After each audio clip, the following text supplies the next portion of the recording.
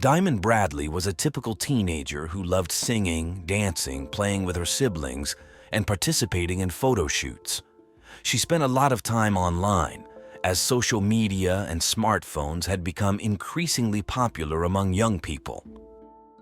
As the years went by, she actively sought out internet users to interact with, looking for companionship and entertainment. By 2014, when she was about 13, Diamond started posting more frequently, sharing a variety of content on her social media page.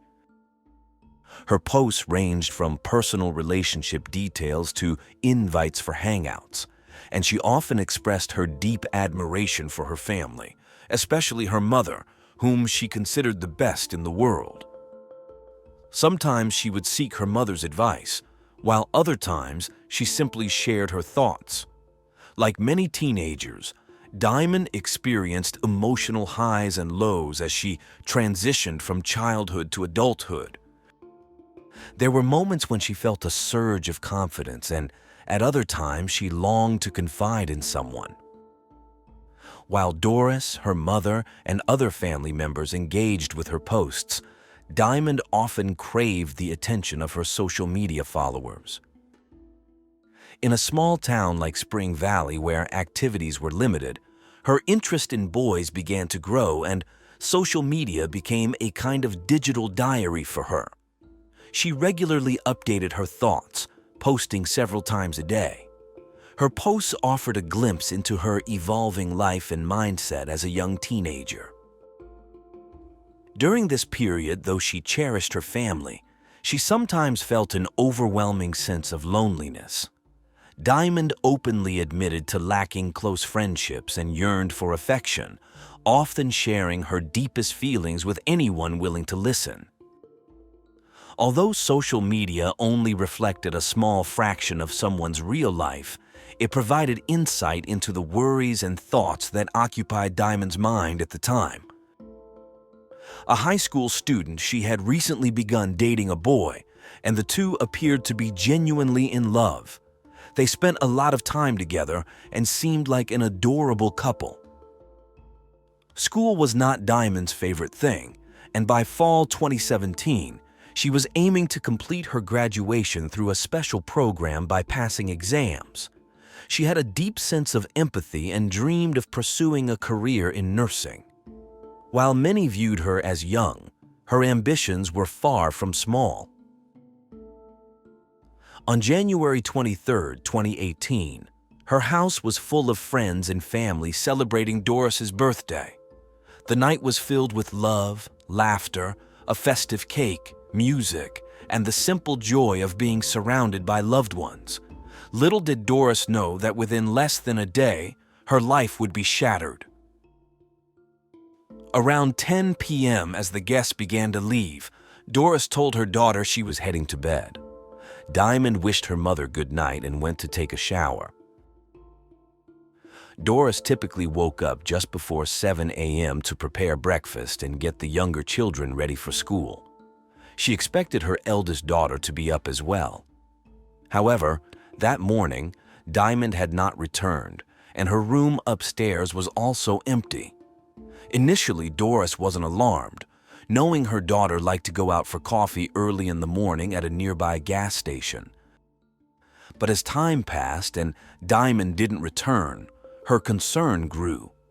Diamond didn't have her own transportation, and the weather outside was a mix of wet snow and wind, making it unlikely she'd be walking around.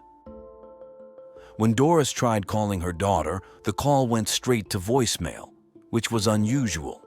The lack of response to the family's persistent messages and calls was troubling, especially since Diamond was known for not causing unnecessary worry. As the hours went by with no word, their concern deepened.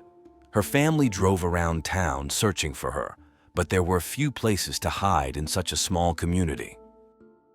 Doris, overwhelmed with emotions ranging from fear to anger, began to dread the worst for her daughter. Diamond had never stayed out this long without informing anyone, and the anguish was becoming unbearable for Doris. After exhausting all options, she reported her daughter missing to the police at 6 p.m. Authorities quickly focused on gathering information about Diamond's phone usage and contacted her cell service provider to track the last known location of her phone using cell tower signals. The response indicated that the last activity on the phone occurred at 7 a.m., about 5 miles northwest of a tower in a neighboring town. However, this only provided a broad search area without precise coordinates, leaving her whereabouts unclear. Shortly after, the phone either ran out of battery or was turned off, as there was no further activity or social media interaction from Diamond. Doris clung to the hope that Diamond's cousin, Giovanna, with whom she had been in communication the night before, might have crucial information. Diamond often confided her thoughts and plans to Giovanna, but she hadn't mentioned her intentions for the following morning. Realizing the severity of the situation, Giovanna revealed a critical secret to Doris. Diamond had a second phone that her family didn't know about, which she used to access the internet through Wi-Fi. Her family found the hidden phone in a dresser drawer, locked with a password and without a cellular plan. This revelation shocked Doris, who was unaware of her daughter's secret phone. Recognizing the urgency of the situation, she immediately took the device to the police, hoping it would provide clues about her daughter's disappearance. Investigators discovered that the hidden phone had been used for activities Doris wouldn't have approved of. Bypassing the lock screen, they found additional security measures in place, with each app requiring its own password. Despite this, notifications on the lock screen showed messages from several people inviting Diamond to meet up. The investigation revealed that the 16-year-old girl had been using her phone to engage in online dating platforms, which shocked Doris, but not Giovanna. Diamond had taken precautions, instructing her cousin to alert her at the first sign of danger, understanding the risks of her secret interactions.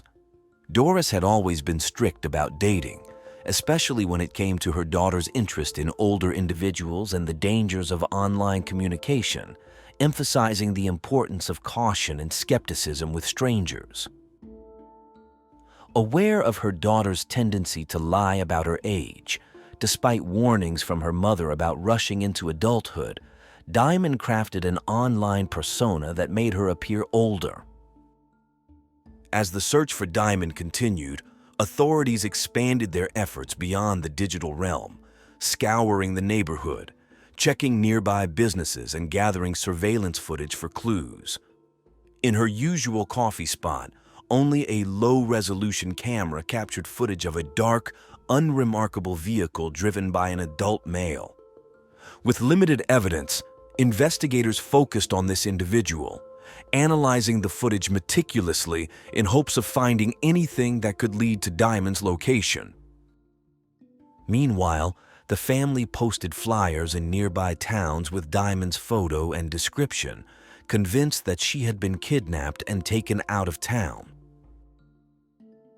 On January 25th, Doris and another of Diamond's cousins went to the police. It became clear that Diamond had gotten involved in something far more dangerous than just socializing with boys.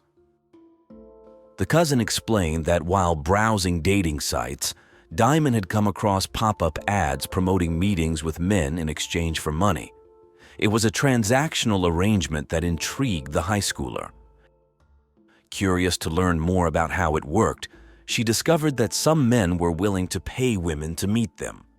No one knew how far her curiosity had taken her, or how long this had been going on, but it was clear that Diamond had posted ads of herself on adult websites.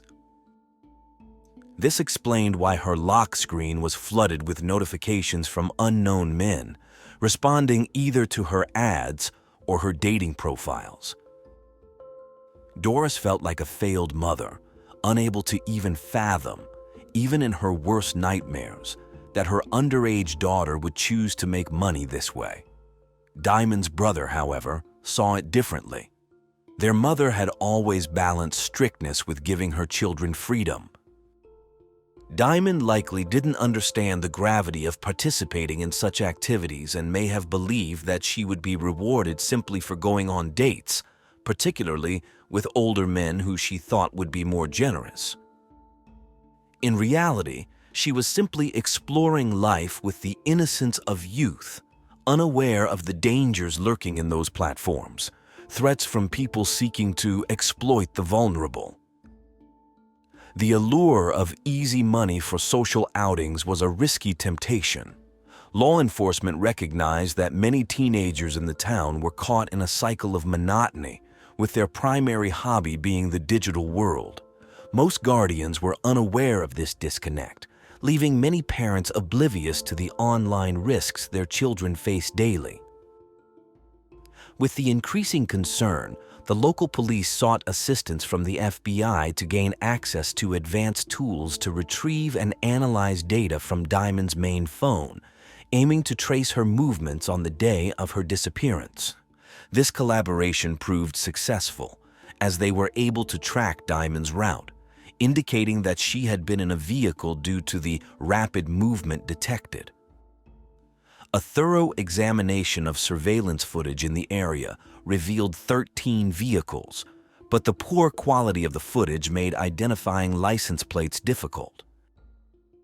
An innovative approach involved deploying a patrol car with a dashboard camera at a strategic intersection.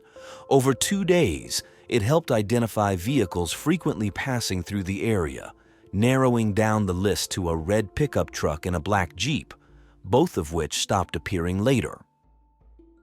With no immediate evidence prioritizing these vehicles, the police methodically focused on them, beginning with the 2.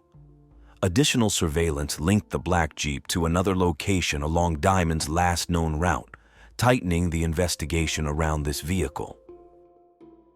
Meanwhile, detectives combed through Diamond's digital interactions, scrutinizing her communications on dating apps and social media platforms.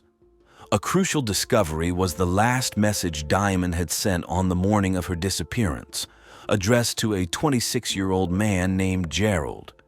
He admitted to having a romantic connection with Diamond but claimed to have stopped contacting her once he learned her real age.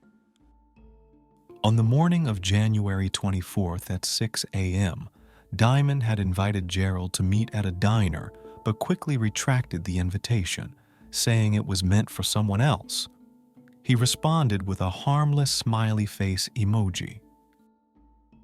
However, a distressing message from Diamond followed saying, "I'm dying," which led Doris to confront Gerald with accusations that he had harmed her daughter. In her desperation, she was ready to blame any potential suspect. Gerald, however, provided a solid alibi, claiming he had been home all night playing video games, a story corroborated by the presence of a female companion. Reluctant at first, Gerald revealed that this companion was Giovanna, Diamond's cousin, adding complexity to the case. With no leads on Diamond's whereabouts, attention shifted back to the black Jeep.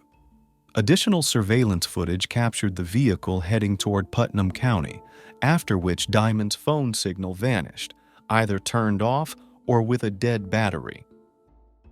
The vehicle became a focal point of the investigation, believed to be critical in discovering what had happened to Diamond. Tragically, the urgency of the situation escalated when, on January 27th, 3 days after Diamond was reported missing, the Putnam County Sheriff's Office received a grim call that suggested a breakthrough in the search. A passerby walking along a gravel path in Grand Township discovered the body of a young woman in a ditch on the roadside. When the Putnam County Sheriff arrived at the scene, it became clear that this was no accident. The girl's death had been intentional. She had multiple wounds on her back, stomach, legs, arms, and hands. The victim was a young African-American girl, and the sheriff recalled a missing person report from Spring Valley that matched her description, prompting an immediate call to the area. The rural location was blanketed in snow, bordered by cornfields with the nearest house miles away. The body of Diamond Bradley was partially submerged in water from a stream running through the ditch, and the defensive wounds indicated she had fought fiercely until the end. Following the heartbreaking discovery of Diamond's body, the lead detective made the painful visit to the Bradley family home to deliver the tragic news. When the police arrived around 7 p.m., Doris had an ominous sense of mourning, collapsing emotionally before the news was even delivered, a testament to her maternal intuition. Daquan, Diamond's brother, returned home, hoping that Diamond would be found safe and sound, only to be overwhelmed by the harsh reality of his sister's death. The shock caused him to faint. The small community was deeply shaken, fearful of letting their children out and worried that the perpetrator could still be nearby, looking for another victim. To advance the investigation, the team focused closely on the black Jeep seen in the surveillance footage. They consulted an automobile expert who identified the vehicle as a specific model of Jeep Wrangler. Using this information, the police searched their databases for the names and addresses of Jeep owners in the area. After contacting numerous Jeep owners, they identified a house just a few miles north of where Diamond's body had been found. A woman answered the door and informed the officers that the owner of the black Jeep had moved to a nearby town. Although she didn't have a forwarding address, the town was only 2 miles away and had a population of about 200 people, making the search seem manageable. While patrolling the area, police spotted a black Jeep Wrangler in the driveway of a house. The vehicle belonged to 26-year-old Richard Henderson, who had indeed traveled to Spring Valley on January 24th and made a stop at a gas station near the Bradley residence. He was the person seen in the surveillance video from the gas station, waiting for a call from a friend that never came. The detectives closely observed Henderson's behavior and noticed inconsistencies in his story, as well as his facial expressions. The detectives skillfully guided the conversation, eventually getting a confession from Henderson. He admitted to meeting Diamond that day but claimed he had dropped her off at a mobile home park, which contradicted the location shown by Diamond's phone. This inconsistency raised suspicions of either theft or deception. Investigators proposed a ride along in the patrol car to retrace the route Henderson and Diamond had taken that day. They started at the gas station, passed the traffic intersection captured in the video, crossed a bridge, and headed into the rural areas of Putnam County. The journey ended where Diamond's phone signal had disappeared. At the memorial site near the creek, the scene was adorned with teddy bears and artificial flowers, contrasting starkly with the pristine white snow. These objects, much like Diamond, seemed out of place. When detectives asked Henderson if he recognized the site, he broke down in tears. Sensing the moment, the detective pressed him to tell the truth about what happened, and Henderson, overwhelmed, sobbed while avoiding eye contact with the memorial. Richard Henderson's account was brief. He claimed her trip to the isolated area was intended for an intimate encounter. Afterward, when he asked Diamond to leave the car, Diamond allegedly refused and instead brandished a knife. A struggle ensued, with Henderson claiming he acted in self-defense. He insisted that while trying to disarm Diamond, he accidentally stabbed her in the abdomen. Despite this, he said that Diamond remained aggressive, and Henderson admitted to disarming and hitting her, possibly twice before leaving her in the ditch. However, the autopsy revealed more than 20 stab wounds, including several in Diamond's back. Given Henderson's height of nearly 6 feet and her being twice Diamond's weight, his story seemed implausible. By the time the search for Diamond had begun, she was already deceased. over 200 people attended Diamond's memorial service, including family, friends, classmates, and educators from Spring Valley High School.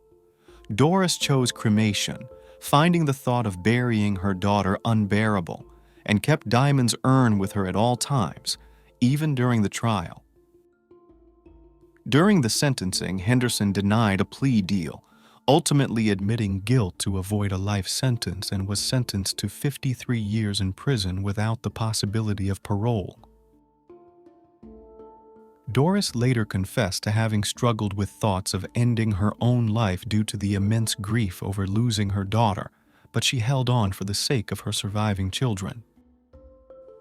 Jessica Gutierrez, warmly known as Jessie by her family, was born on December 3, 1981, in the United States. She was the youngest amongst her 3 siblings. The family lived in a modest mobile home located in the rural area of South Carolina. In 1983, the tranquility was disrupted when Jessica's parents divorced. The children were left in the full custody of their mother, Deborah, while David Gutierrez, their father, moved to Mexico, maintaining a transient lifestyle between there and California. Following the divorce, Deborah worked diligently, finding employment at the United States Postal Service to meet the needs of her family, ensuring their well-being despite the challenges of raising 4 children alone.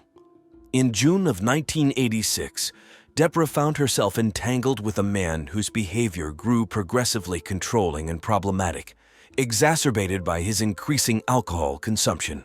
Eventually, his behavior reached a tipping point, leading to his expulsion from Deborah's life and home. However, Deborah's hope for respite was short-lived as her life plunged into further darkness.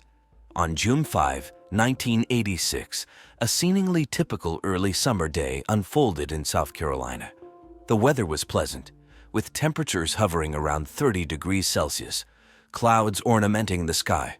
The family spent their day indulging in outdoor activities and nurturing familial bonds. The day concluded with Deborah preparing sandwiches for dinner and painting Jessica's nails before the children were put to bed. Jessica, maintaining her usual habits, requested to sleep in her mother's bed, a request granted by Deborah. However, when her elder brother experienced discomfort and pain later in the night, Deborah allowed him to sleep in her bed, relocating Jessica to the room at the hallway's end beside her sister, Becky. The following morning, Deborah awoke to a scene of subtle chaos, marking the inception of her ordeal. The front door was ajar, the family dog wandering restlessly, and a set of curtains lay on the floor, with the mosquito net appearing to be forcibly removed. Jessica was missing. Her absence was accentuated by Becky's ominous statement attributing her disappearance to a man with a magic hat and beard. A state of panic ensued as Deborah combed through every conceivable hiding spot, hoping to find Jessica playing hide and seek. Her efforts were futile, leading her to frantically search the surroundings of her home, eventually reporting Jessica missing at 9 a.m. The ensuing investigations by the Lexington County Sheriff's Department revealed no signs of a struggle nor any missing items from the house, apart from the papers scattered on the bedroom floor. The conjectures pointed to a potential kidnapper entering through the back window, abducting Jessica without waking her, and exiting through the front door. Search operations extended to the neighboring woods and abandoned structures in the predominantly rural area of Red Bank, especially rural back in 1986. The speculations, searches, and Becky's consistent statement about the man with the magic hat continued to haunt the family, embodying the relentless pursuit of truth and justice in the light of such grim circumstances. They searched many woods and areas with small streams and ponds for Jessica. Searches were made using off-road vehicles across large areas filled with nature. The sheriff's department sent a plane to fly over the area, hoping to find some trace of the girl, but none of the searches were successful. Deborah was taken to the sheriff's department to answer questions about what happened in the last 24 hours. She insisted she didn't know what happened to Jessica, but was sure about who did it. She blamed her ex-boyfriend for taking Jessica, but he said he didn't know where she was. The police also looked into Jessica's father, who was in California at the time. No charges were made against them. On June 7, The FBI and South Carolina law enforcement joined the search. Bulletins were sent nationwide. This was 10 years before the Amber Alert system and way before the internet era, so communication between departments could be slow and cumbersome. The sheriff's department tapped Deborah's phone to monitor all incoming and outgoing calls in case someone called with ransom demands. The police told reporters they believed Jessica was taken from the mobile home and didn't walk away on her own. Weeks into the investigation, the detectives only had one physical clue found at the home. A fresh fingerprint was found on the open window at the back of the house, believed to be the point of entry on June 5. The fingerprint was sent to the FBI, but no matches were found. In September 1986, the sheriff in charge announced they had a suspect but didn't have enough proof to charge him. The suspect had failed a polygraph test, but since those aren't admissible in court, it wasn't enough for an arrest. After this, there were few glimmers of hope in the following years. In 1987, police in Kansas contacted the Lexington County Sheriff's Department, saying they had a girl matching Jessica's description. Deborah flew to Kansas hoping to see her daughter, but it wasn't Jessica. Deborah returned to South Carolina, determined to keep Jessica's case alive. She and the sheriff often disagreed about the case and argued over the investigation. Deborah decided to conduct her own investigation and keep Jessica's case in the public eye. In June 1989, Deborah told the state newspaper she had found fibers in an abandoned car connected to a family friend serving time in North Carolina for assault. This was a major revelation. 2 years earlier, Deborah had received a letter from an inmate in North Carolina claiming his cellmate had confessed to abducting and killing a 4-year-old child in 1986. The cellmate, Thomas McDowell, was a registered sex offender living in Lexington County at the time of Jessica's disappearance and was known to the Gutierrez family. Thomas claimed he had killed Jessica because she recognized him and said he had thrown her body into a landfill. Thomas also said he had a beard and was wearing a tall cowboy hat at the time of the abduction. Thomas' cellmate not only informed Deborah but also contacted the police with this information. This led investigators to extensively interrogate Thomas, who agreed to disclose every detail about the crime to the detectives. However, he demanded immunity in exchange. Of course, it wasn't a deal the state was willing to make, so he remained in prison in North Carolina, and Jessica's case officially went unresolved. Deborah felt frustrated and angry. In 1989, she told the state newspaper that it felt like they had no rights and that the system wasn't working for the victims. She was particularly upset that no charges were brought against Thomas. After all, he had confessed, and his version matched the events of June 5. But there was something even more surprising. Thomas's fingerprints were taken and found to match the fingerprint found on the Gutierrez family house window. In 2007, 21 years after Jessica's disappearance, Deborah publicly criticized a Lexington County Sheriff's Department and accused them of mishandling her daughter's case. She said that for years she had been afraid of what would happen if she dared to contradict the sheriff, a powerful figure in South Carolina. But after 2 decades, she wanted the case to move forward and knew she needed media attention to achieve it. Local news had access to a recorded telephone call between Deborah and the sheriff in June 1986, just a few days after Jessica's disappearance. In the call, recorded by the sheriff's department's wiretapping unit, Deborah argued with him about the case, concerned and demanding answers as he was pulling investigators off the search. The sheriff replied that he would give answers when he had them, and then threatened to pull all his agents off the case and send them home if she interfered with him. Of course, Deborah was angered by the sheriff's response, viewing it as a threat to her daughter's case.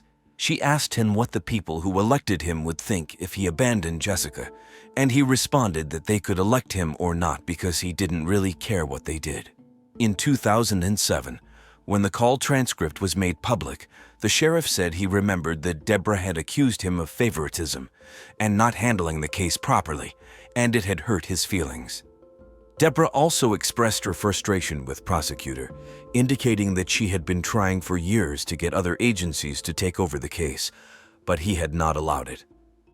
The case was even reviewed by the prosecutor in 2007, but no action was taken to charge or prosecute any suspects. When consulted about it, he stated that most of the evidence was inadmissible, and the little that could serve had an explanation and a reasonable doubt. He also said that without a body, the state would need much more evidence to secure a conviction. After this, the case fell back into obscurity, but its main protagonists were generating their own headlines. In 2014, Sheriff James Metz was charged in federal court with 10 counts of bribery and wire fraud, for which he was sentenced to 12 months in prison. In 2016, prosecutor Donnie Myers was arrested for driving under the influence after crashing his car into a utility pole and abandoning the vehicle. He was fined $1,000 and retired from public service in 2017. In 2021, 35 years later, the case sparked renewed interest. Sheriff Jacob, who was elected to office after James went to prison, announced that the county would collaborate with the FBI's Child Abduction Rapid Deployment Team to take a new look at Jessica's disappearance. In January 2022, finally, there was a breakthrough in the case. Police arrested 61-year-old Thomas Eric McDowell in connection with Jessica's disappearance. The subject, whom the child's mother had always suspected, was considered a person of interest in the case but was never followed up on. He resided in Lexington County in 1986. He was arrested at his home and confined to the county detention center. After the arrest, Thomas was charged with murder, kidnapping, and first-degree burglary for the disappearance and death of Jessica Gutierrez. Based on the arrest warrant media outlets have accessed, authorities identified a fingerprint of the suspect at the victim's house. However, it was not disclosed where the fingerprint was found or when it was identified as belonging to Thomas. Regardless, Deborah was aware of the existence of this fingerprint for years, and it was discovered on a window. For her, this was conclusive proof that he committed the crime, as she cleaned her windows every night, and only Jessica's kidnapper would have touched the glass afterward. In the same arrest warrant mentioned, authorities stated that the man was later identified in a photo lineup, and they also had evidence against him that he had told others he had kidnapped and killed the girl. After revisiting the case in 2021, special agents from the FBI and state prosecutors visited the area. Law enforcement agents from South Carolina assisted in interviewing over 125 people. The investigation was extensive, with over 3,500 pages of records reviewed, and 10 FBI field offices were involved in reviewing Jessica's case. The official statement indicated that the arrest was made possible thanks to many years of dedicated investigative work by local, state, and federal partners, as well as the determination of citizens who never forgot Jessica. Jessica's body has never been found, but perhaps this time, the subject will cooperate with authorities about the facts and disclose the location of the little girl. Deborah Gutierrez is still alive, but the long years waiting for answers have taken a toll on her. Her mental health has been affected by her daughter's disappearance, and this time it was Jessica's sister who spoke on her behalf after learning about the suspect's arrest. She said that her family never thought this day would come.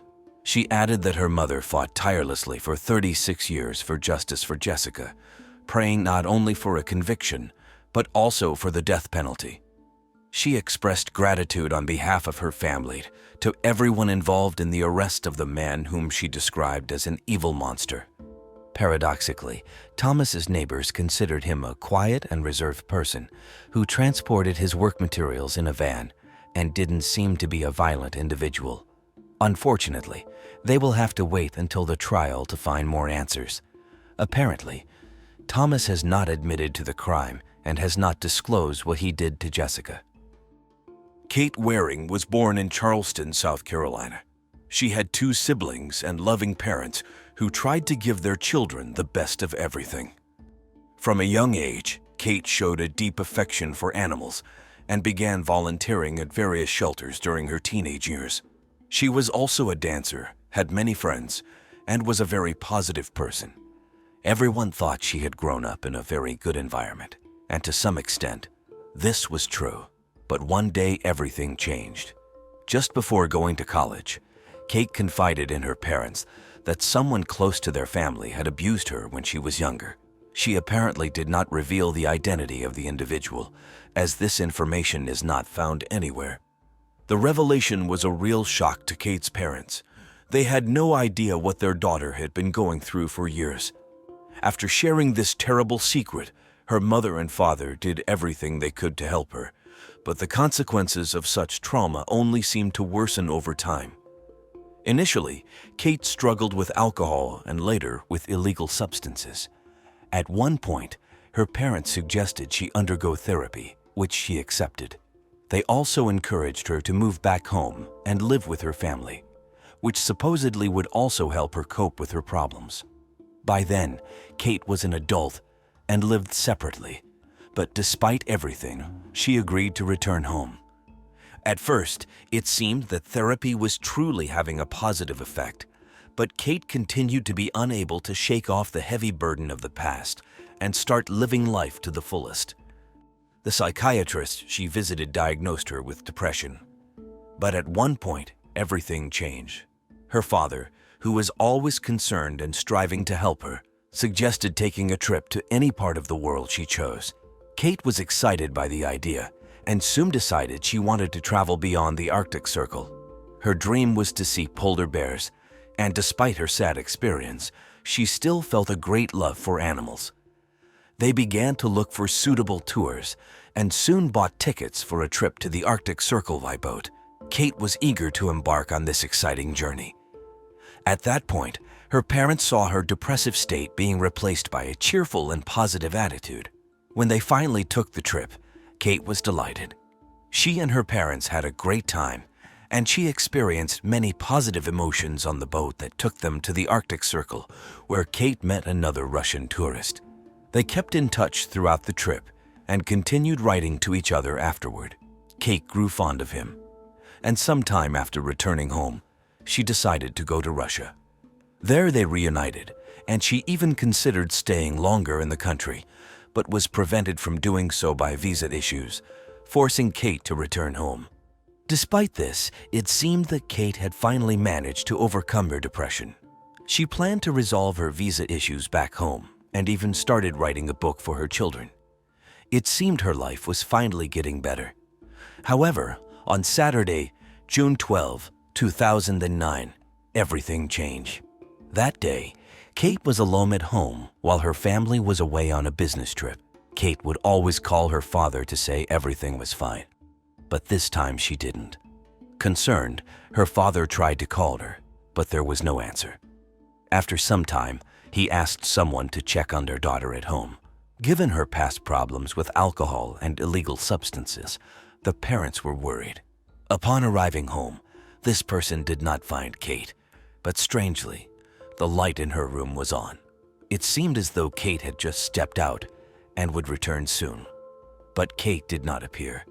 It was also discovered that Kate had left important medication at home, which she needed to take regularly. Despite their anxiety, her parents decided not to panic and to wait for her return, considering that Kate was 28 years old at the time and capable of living her own life. Her father decided to wait until Monday, after which he planned to call the police. On Monday morning, the father received a call from the bank. An employee informed him that a man had attempted to cash a check for over $4,000 signed by Kate Waring. They couldn't reach Kate herself, and her father was listed as a co-signer on her account. The situation seemed extremely odd. The father knew for certain that his daughter only had a few $100s in her account. That was why the bank's security decided to contact him. However, Kate's signature on the check appeared authentic. They also provided the name of the man who had brought in the check, Ethan Mack. The father did not recognize him, but since the bank authenticated Kate's signature, he assumed the man was an acquaintance of his daughter. Nevertheless, he decided to contact the police as Kate was still unreachable. Detectives began to investigate the woman's disappearance and first questioned Ethan Mack. He claimed to have known Kate for years and that she had written the check to settle old debts. According to Ethan, he frequently gave Kate money for clothing, jewelry, and other purchases. Conversations with Kate's friends revealed that she had been friends with Ethan for an extended period. They indicated that there had never been a romantic relationship between the two, but they were always close.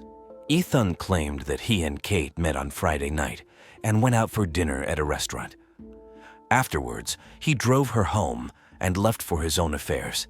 He even showed detectives correspondence with Kate, which confirmed his account of their dinner. Ethan allowed the detectives to search his house, where he lived with his mother, as well as his car. Nothing suspicious was found during the search, but the police still found the situation regarding a check to be odd and were not quick to dismiss him as a suspect. Eventually, Ethan called the police station, forcefully requesting to be left alone. The police tried to reconstruct the timeline of the Friday night when Kate was last seen. She had seen her therapist in the afternoon, then went to the gym. Afterwards, she entered a store and bought a bottle of wine. Security cameras captured her talking to someone on the phone at that time. According to the investigation, it is possible that she was speaking with Ethan, who later picked her up, and they went to a restaurant. Kate's parents recalled another disturbing fact on the day she disappeared. Kate had told them she was having some problems but declined to specify the nature of these issues. Her parents did not recall this conversation until a few days later. Unfortunately, this information did not aid the search. As weeks passed, Kate remained unlocated. Her parents felt the police were not doing enough, considering Kate's troubled past. In August, however, the case was revitalized when it was taken up by a group of former police officers led by a lawyer named Andy Savage. This group had been privately investigating unresolved cases, and Kate Waring's case caught their interest. The team consisted of 5 individuals, each with extensive police experience. One of them, former detective James Randolph, first examined Kate's bedroom and noted 2 suspicious elements. Firstly, he was struck by a packet of medication that Kate regularly took. Her parents confirmed she would never intentionally stop taking her medication, so the fact that the packet was left at home was highly concerning. Secondly, he found Chinese currency on Kate's bed, which was peculiar because her parents had no idea where she had obtained it or why she needed it. Another team member, Bobby Minter, who specialized in gathering online information about individuals and tracking them, was then involved. His skills proved invaluable. He quickly found that on the night of her disappearance, around 10 p.m., Kate had called her friend James, who did not answer the phone. She then left him a very troubling voicemail claiming someone had stolen her credit cards and revealed that her phone was last active at 1:53 a.m. when, for some reason, she called her own voicemail number. Lewis discovered that the call was made from the area of James Island, which was a few kilometers from Kate's house. Another team member, former homicide detective Eugene Fraser, learned something intriguing. He spoke with several acquaintances living in James Island and found it odd that Ethan Mack, who had voluntarily let the police inspect his and his mother's home, did not actually live there. Instead, he rented an apartment in a nearby building. Eugene was fortunate to uncover these details since one of his acquaintances happened to be the landlord of the apartment Ethan had rented. Digging deeper, the team of detectives realized the police had not conducted a proper investigation into Ethan. They had only performed a superficial check of his mother's house. The team decided to investigate on their own and found that Ethan had a girlfriend named Heather Camp. When they asked Kate's parents if they knew the woman, her mother recalled a strange story. Kate had met Heather about a month before she disappeared on a train from Washington, D.C., where Kate had been having issues with her visa for Russia. After meeting her on the train, Heather told Kate that she had been robbed of her wallet and now had nothing to live on. Kate agreed to help and lent her a significant amount of money. Heather claimed she had landed a job as a pediatric surgeon in South Carolina and was supposed to start in the coming days. Later, Heather announced that her daughter had died in a car crash in New Jersey, and her behavior appeared completely irrational. She did not go there, and her demeanor suggested that her daughter's death did not affect her greatly. The detective team discovered another curious fact. Heather was facing a fraud case in Indiana. The charge was that she had been posing as a licensed doctor by falsifying the necessary documents. The team thus gathered an impressive set of data that forced them to look at the case from a different angle. They passed all this information to the police, but the police were completely reluctant to continue the investigation. The team realized that the only way to get the police to take action was to present incontrovertible evidence that implicated Heather in Kate's disappearance. To achieve this, the team took extreme measures. First, they asked the person who rented the apartment to Ethan Mack to install a hidden camera in front of his apartment door. Moreover, they installed a hidden GPS tracker in Ethan's car. This allowed the team to monitor his movements and see what he was doing. It didn't take long to bear fruit. After examining Ethan's travel patterns, the detectives discovered that he had stopped at numerous pawn shops around the city.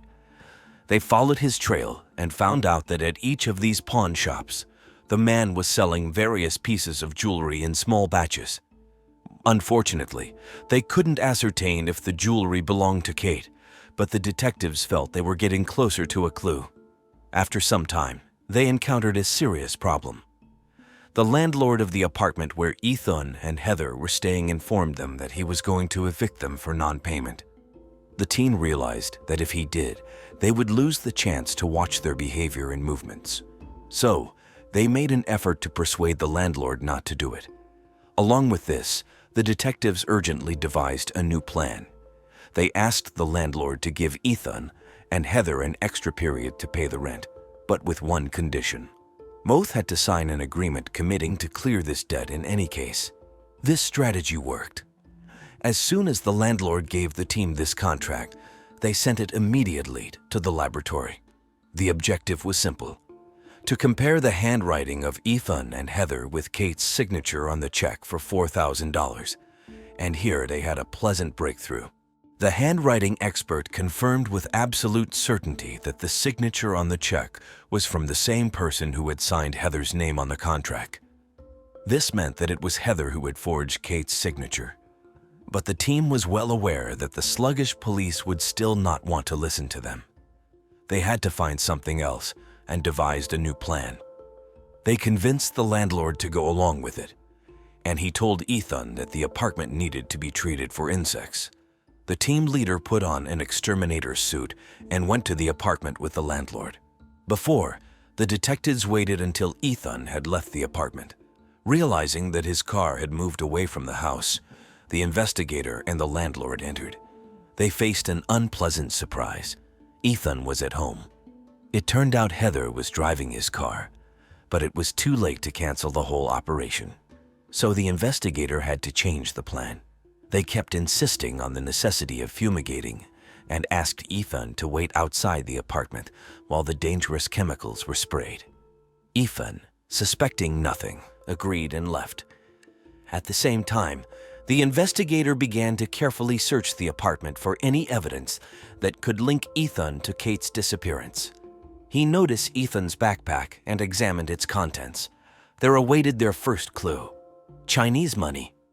As we recall, the same notes were on Kate's bed, but that's where their luck ran out. He couldn't find any other potential clues. He and the landlord pretended to complete the treatment and left. The team needed a new plan again. Upon reviewing the footage from the camera in front of Ethan's apartment, they realized that there was a man who entered very often. It turned out to be a neighbor of the couple named Terry Williams. The detectives speculated that he might know something about Ethan and Heather's involvement in Kate's disappearance. So the team took a risky step. They decided to offer Williams a significant sum of money if he told the police what his friends had done to Kate. They took the bag of money and went to Williams's apartment with this offer, but here the detectives were met with a quite unexpected twist. At the time when Williams was approached and informed of the situation, Heather was at her own home and overheard everything. Apparently, there was a discussion involving Ethan and Williams. When the detectives started speaking with her lover, Heather panicked. She called Ethan and hysterically explained what had happened. The investigation team did not expect this and spent the following days trying to figure out what to do next. Then, another surprise occurred. Williams called them and invited them to his house to talk. The detectives arrived at his apartment, and Williams spoke up. He claimed that Ethan and Heather had not directly told him anything, but he suspected that the couple had done something wrong to Kate. He then took an iPod from the shelf and revealed that Heather had given it to him shortly after Kate's disappearance, and Williams had assumed that the player belonged to Kate. The team examined the iPod, and thanks to its serial number, was able to confirm that it belonged to Kate. This set of clues was sufficient for them to return to the police department. This time, the local police could no longer dismiss the case. After reviewing all the evidence the team had uncovered, they finally arrested Ethan and Heather. During the initial interrogation, Heather agreed to cooperate with the investigation in exchange for a reduced sentence. She claimed that Kate's body was on Wadmalaw Island, about 20 miles from her house. The police sent a search team and scoured the area all day, but Kate's body was not there. It soon became clear that Heather had misled them. Then, Andy Savage decided to employ another tactic. He realized that Heather was probably directly involved in Kate's murder, so he met with her and promised to help. Andy offered her a deal. He would do what was necessary to get her off the forgery charges, and in return, she would have to reveal the exact location of Kate's body. Heather, believing it was her only chance, agreed. She indicated that Kate's body was still on the outskirts of Wadmalaw Island and gave a detailed description of the location.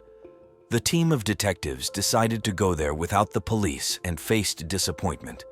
They did not find Kate, but they returned the next day and finally made a discovery.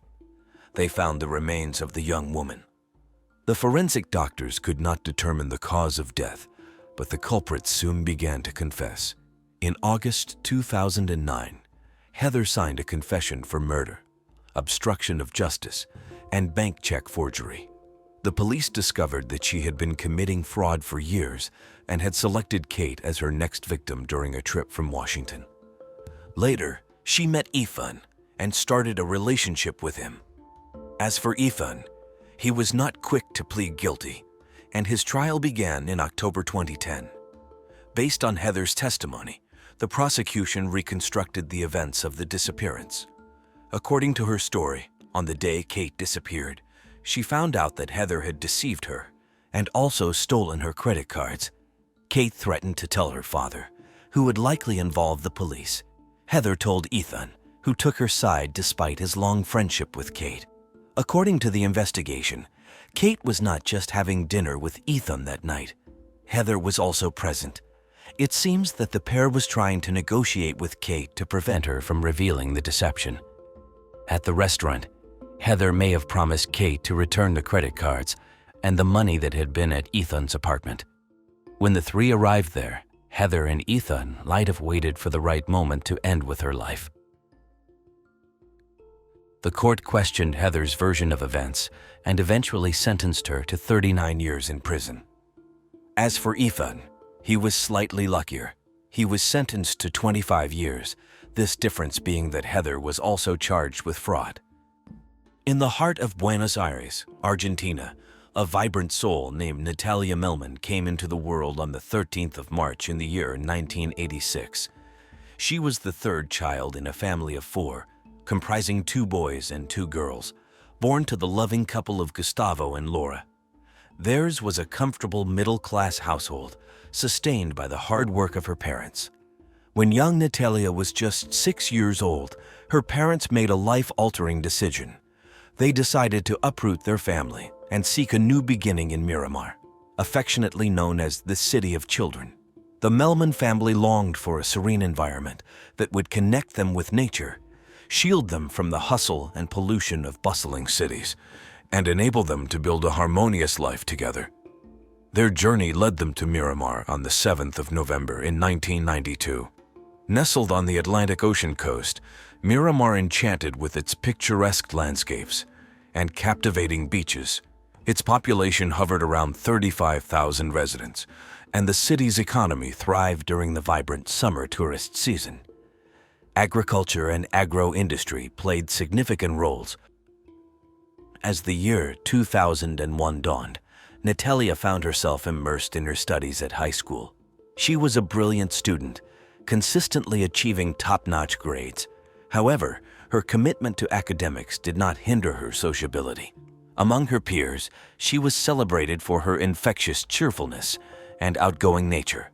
Such qualities led to her being chosen as the class representative, a testament to her popularity.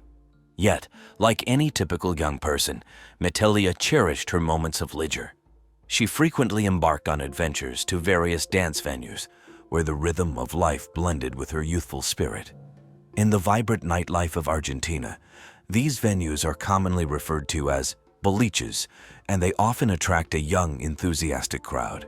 Natalia, a bright and determined young woman, had a clear sense of how to balance her pursuit of fun without compromising her aspirations. She was deeply committed to her responsibilities and had her eyes set on a future that held a special place in her heart.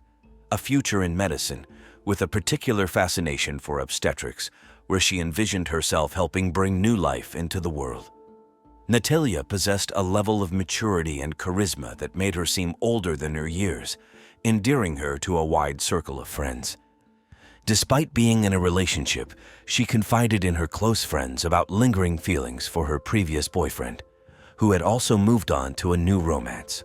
Her mother fondly remembered her as a passionate and loving young woman. On the evening of Saturday, February 3, 2001, just 1 month shy of her 15th birthday, Natalia found herself grappling with a whirlwind of emotions. Weary from overthinking and worrying, she decided to embark on a night out with 2 of her friends, seeking a temporary escape and a chance to clear her mind. Their night led them through several establishments, beginning with La Cantina, a bar situated just a stone's throw away from Miramar's picturesque pier. Later, they ventured to Amadeus, another bustling locale in Miramar, a short distance from their initial stop. As the early hours of Sunday, February 4, approached, Natalia unexpectedly crossed paths with her ex-boyfriend, Juan Maximiliano. She contemplated striking up a conversation, driven by a desire to rekindle their romance, but was disheartened to find him in the company of another girl named Diana. Faced with this disheartening scene, Natalia made the decision to leave the bar and head back home.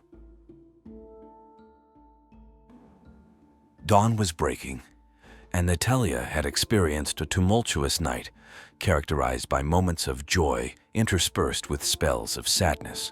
Her emotional state fluctuated from laughter to introspection in the blink of an eye.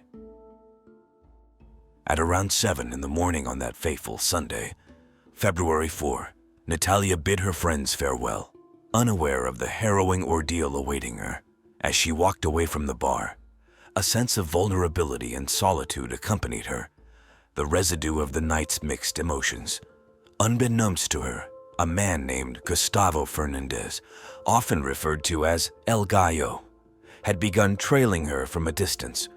Gustavo was a figure with a troubled history. In those early 2000s, at the age of 30, he carried a past marked by incarceration.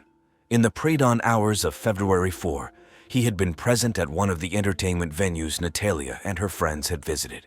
During this pivotal moment, a sinister plot had been set in motion. Gustavo, while enjoying himself at the bar, was approached by 3 officers from the Buenos Aires Province Police. These officers joined Gustavo, and together they concocted a disturbing plan. While Natalia had ventured several streets away from the bar, lost in her thoughts and weary from a night of dancing, an unexpected police patrol pulled up beside her. Gustavo, who had been surreptitiously tailing her, launched a shocking assault. A violent struggle ensued as he forcefully attempted to coerce Natalia into the patrol vehicle. Initially, he resorted to physical aggression, striking and pushing her. Despite her brave resistance, Natalia was overpowered by the sheer strength of her assailant. In a harried and alarming manner, Gustavo succeeded in placing her inside the trunk of the vehicle. Remarkably, Gustavo then continued to walk away nonchalantly, as if nothing untoward had occurred. Meanwhile, the three police officers sped off with Natalia towards the outskirts of the city. Their destination was a rustic cabin in an area devoid of basic amenities like water and electricity. It was a remote and desolate location chosen as part of their sinister plan. Back at the Melman family's home, the arrival of the morning on Sunday, February 4, initially seemed like any other day but swiftly transformed into a day of anguish. Laura, Natalia's mother, sensed that something was amiss when her daughter failed to return home for the night. Natalia had always been diligent about communicating her plans and whereabouts, making her absence deeply unsettling. Laura contacted Gustavo, Natalia's father, and together they embarked on a mission to visit Natalia's friends' homes to gather information. Filled with a lot of doubts and growing concern, they engaged in conversations with Natalia's friends. It was during these conversations that they pieced together the events of the previous night, including Natalia's movements before leaving the bar. Upon learning about the places Natalia had visited and the events leading up to her departure from the bar, Laura and Gustavo initiated a search. They checked local hospitals, beaches, and various locations throughout Miramar, desperately searching for any sign of their daughter. However, their efforts yielded no results, and as night descended, they were left utterly distraught and without any clues regarding Natalia's whereabouts. In their mounting despair, Natalia's parents made the heart-wrenching decision to report her as missing. When they reached out to the authorities, the officers they encountered classified the incident as a case of a runaway from home rather than a disappearance. This unusual turn of events marked the beginning of a series of suspicions and irregularities that would soon unfold. Gustavo and Laura couldn't bear to think in the worst possibilities, but the unnerving silence from Natalia confirmed that she was being prevented from reaching out to them. Natalia's disappearance was far from a voluntary act on her part. The initial response from the police raised eyebrows due to their apparent lack of urgency in the case. By February 5th, local media outlets had started featuring Natalia's face, and soon, national media joined the coverage, all reporting on the young girl's disappearance. As Natalia's family and friends tirelessly sought answers, witnesses gradually emerged, confirming they had seen Natalia leaving the bar, with Gustavo following her as she moved away. Simultaneously, in a show of support for the family and concern for Natalia's welfare, the Miramar municipality provided Laura and Gustavo with an office space. At that point, they lacked even a telephone to gather information about their daughter. This space became a hub for people to share leads and provide crucial details regarding the case. Laura and Gustavo were determined to uncover the truth surrounding their daughter's disappearance. The office's glass front was covered with posters bearing Natalia's face, serving a dual purpose: to keep their daughter's image at the forefront of everyone's minds and to ensure the confidentiality of those coming forward with information. In the days following Natalia's disappearance, extensive search efforts spanned various areas of Miramar and even extended to Mar del Sur, a locality approximately 20 kilometers away, based on reports of Natalia being seen in the area. The police conducted various operations, interviewed potential witnesses, and established traffic checkpoints, but regrettably, these efforts bore no fruit. Simultaneously, rumors began to circulate, suggesting possible police involvement in Natalia's disappearance. The police investigations extended to another coastal area in the Buenos Aires province, as suspicions grew around certain police officers' roles in the case. Gustavo, initially a witness, gradually faded from his usual places of visit, eventually disappearing entirely. This development frustrated the Miramar community and deeply distressed Natalia's parents. They felt betrayed and couldn't comprehend how the prime suspect in their daughter's disappearance had managed to escape scrutiny. Days turned into weeks, and the official authorities remained tight-lipped, prompting the community to express their dissatisfaction. A series of protests erupted, demanding answers regarding Natalia's case. These demonstrations, attended by both locals and thousands of tourists, consistently called for Natalia's safe return, with around 8,000 people marching each night, vowing to stay on the streets until she was found. On February 8, 2001, a young woman was exploring the iconic sand dunes area of Miramar. While traversing the terrain, she made a grim discovery: the lifeless body of a girl, just 800 meters from where police had been conducting search operations. The girl's remains were in an advanced state of decomposition and partially covered by clothing. Visible signs of abuse and indications of forced intimacy were evident. A cord was found around her neck, suggesting strangulation. While it was presumed to be Natalia, local forensic authorities had to confirm her identity. Gustavo, Natalia's father, had been away, seeking tracking dogs to aid in the search for his daughter. He learned of the discovery through television news, and the shock and grief were nearly unbearable. Meanwhile, a local resident reported his attempts to search the area near the discovery but was thwarted by the police. His suspicions of police misconduct deepened when he realized that the body had been found near the location where officers had barred his return to the area. The discovery of Natalia's body ignited public fury in Miramar, exacerbated by suspicions of police involvement. This anger escalated into violence, resulting in significant damage to the police station. The case's prominence compelled government authorities, including Minister of Security and the President of Argentina, to remove the initial lead investigator in Natalia's case from his duties. As more details emerge, it was revealed that Natalia's body had been found lying face up, bearing signs of severe brutality, including burns on various body parts and evidence of forced encounters with multiple individuals.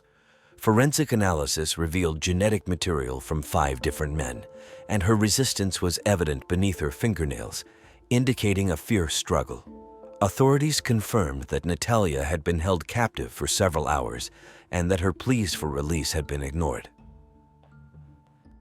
Following her death, it was presumed that her body had been kept in the same house where the events occurred for 4 days before being transported to the dunes, where it was ultimately discovered. Given the irregular conditions of the case and the alleged police cover-up reported by the family, it wasn't until September 2002 that the trial took place. 3 out of the 5 murder suspects, the police officers Ricardo Suarez, Oscar Echenique, and Ricardo Anselmini, were brought to trial, along with a 4th individual, Gustavo Fernandez, who was identified as the one responsible for handing Natalia over. In mid-October of the same year, the Second Criminal Oral Court of Mar del Plata established the guilt of the 3 individuals through skin, saliva, and pubic hair samples. Additionally, traces of soil found on Natalia's shoe were deemed consistent with the soil from the remote house, serving as evidence in the trial. The court sentenced the police officers Oscar Echenique, Ricardo Anselmini, and Ricardo Suarez to life imprisonment with additional penalties, considering them co-authors of the crimes of aggravated illegal deprivation of liberty, aggravated sexual abuse, and triple qualified homicide with cruelty, treachery, and in collusion with 2 or more persons. Gustavo El Gallo Fernandez was also sentenced to 25 years in prison. There was a law in effect during the time of Natalia's kidnapping and murder that led to further reductions in the sentences of those responsible for the teenager's homicide. They once again sought the benefits of temporary releases, and remarkably, their requests were granted once more, every 15 days, twice a month, and for 12 hours each time. Ricardo and Oscar could leave prison and return to their homes. During one of these instances when he was free, Ricardo unexpectedly encountered Laura in a supermarket. Overwhelmed by anger, she shouted at him repeatedly, labeling him a murderer, but he simply responded with a smile. This incident shed light on the fact that the oversight of the measure granted to the former police officers was inadequate. The permission was intended for them to go to their residences, not to freely roam the city as if they had no pending legal matters. These glaring irregularities provided a strong argument for revoking their benefits. However, due to the difficulty in placing trust in the local courts, Gustavo, Natalia's father, resorted to a hunger strike in front of the Palace of Justice in Buenos Aires, the capital of Argentina. This act of protest yielded results. In a case marred by irregularities, Gustavo managed to have his sentence reduced to 10 years. He was released in 2009, even though he was accused of another murder in Miramar. In June 2018, the trial of Ricardo, an active duty police officer with over 20 years of service, commenced. This officer had been under investigation since 2002, as he had been partially identified from the DNA samples taken during the investigations. However, he was later acquitted. He faced charges as a co-perpetrator of deprivation of liberty and legitimate freedom, along with the use of violence, aggravated sexual abuse with penetration, in collaboration with 2 or more individuals, and double aggravated homicide, committed to ensure the impunity of the co-perpetrators of a previous crime. He declared his innocence, despite the fact that the pubic hair found on Natalia's body matched his DNA by 97%. Tragically, not only was he acquitted, but he was also not expelled from the police force. The judges concluded that the accusation could not be substantiated. However, the verdict faced appeals from the prosecution and Natalia's family's legal representative. On November 13, 2019, the Buenos Aires Court of Appeals nullified that acquittal and ordered a new trial. In the meantime, the criminal defense attorney of 2 former police officers who were incarcerated declared to the media in early 2023. She asserted that her clients, Oscar and Ricardo Alfredo, meet the eligibility criteria for parole.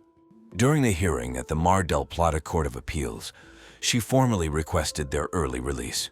She also emphasized that the prison service reports have been favorable, highlighting that her clients have maintained impeccable behavior, with no records of infractions throughout their incarceration. From her perspective, they have already served the requisite time as mandated by the law.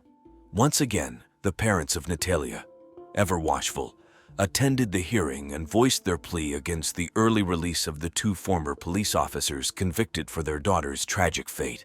Fast forward to mid-May 2023, Ricardo, one of the police officers, aged 65, received a life sentence for his involvement in the abduction, sexual assault, and murder of Natalia Melman. Following the court's verdict, Laura expressed that the quest for justice continues, awaiting the identification and prosecution of the 5th individual involved. She made it resoundingly clear that her maternal determination knows no bounds and that the fight for justice will persist until all those responsible for Natalia's untimely demise are held accountable. The Natalia Melman case underscores the paramount importance of a trustworthy and impartial justice system where individuals responsible for criminal acts, regardless of their background, face the legal consequences commensurate with their actions. The unwavering dedication of Natalia's parents played a pivotal role in ensuring that justice ultimately prevailed, preventing corruption and a lack of transparency within certain law enforcement circles from obstructing the pursuit of truth and accountability. Natalia's mother has reiterated again and again, "Our battles do not waver. While we cannot bring our daughter back to life, we must relentlessly pursue the 5th individual involved. It is through collective strength that we continue our pursuit of justice." In the small town of Whitesboro, New York, lived Mary Yoder, vibrant 60-year-old chiropractor who defied her age with her exuberant spirit and meticulous attention to health through exercise and diet, serving as a role model for her patients. She believed firmly in demonstrating that age shouldn't be a barrier to wellness. At her university years, she met her future husband, William Yoder, a fellow chiropractic student. Their mutual passion led to marriage. Together, they embarked on a joint venture, establishing a chiropractic clinic.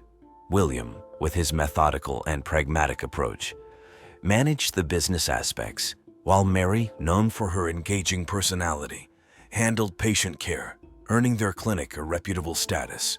The Yoders were blessed with 3 children, 2 daughters, Leanna and Tamarin, and their cherished son, Adam. By 2015, Adam, 25 years old, was working as a receptionist at the family clinic. His partner, Caitlin Conley, also employed there, came from a disciplined background as the daughter of a retired military officer. Known for her kindness, intelligence, and love for animals, Caitlin was a beloved member of the team. However, not all was perfect in the Yoder household. Despite plans for a leisurely retirement traveling across Europe, financial obligations meant continued work for Mary and William. On a fateful Monday, July 20, 2015, Mary's day was packed with appointments. But as the afternoon unfolded, patients began noticing something off about Mary's usual demeanor. Initially presenting with red, swollen eyes, she shrugged it off as a minor flu symptom. However, things escalated when her skin took on a greenish hue, and she began suffering from severe vomiting and diarrhea, leading her to call William for assistance. Upon his arrival, William was shocked to find Mary in a state of apparent shock, a stark contrast to her usually robust health. Despite her condition, Mary initially resisted hospitalization, opting for home remedies and rest. However, by the next morning, her condition had worsened significantly, prompting an urgent visit to the emergency room. There she underwent intense treatment, including IV fluids, to combat her unrelenting symptoms. Despite the efforts of numerous specialists, the cause of her sudden illness remained a mystery, leaving Mary in a state of fear and confusion. On the morning of July 22, Mary had her first cardiac arrest, followed by 7 more. By the afternoon, she couldn't hold on any longer, and she died. This all happened in the blink of an eye. A woman who always looked healthy deteriorated in just 48 hours and died in a hospital in the worst possible condition. This death seemed very suspicious to Mary's relatives because many of them belonged to the medical field. They started thinking in poisoning as an option, so they immediately requested toxicology tests on the body. At first, the doctors were skeptical about the idea because who would want to poison Mary? This only happens in movies. Mary was so careful that she grew part of her food in her garden, like lettuces, so the first doubt was that maybe an insect from there bit her and caused all this.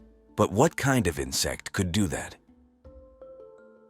The toxicology tests revealed that Mary was indeed poisoned.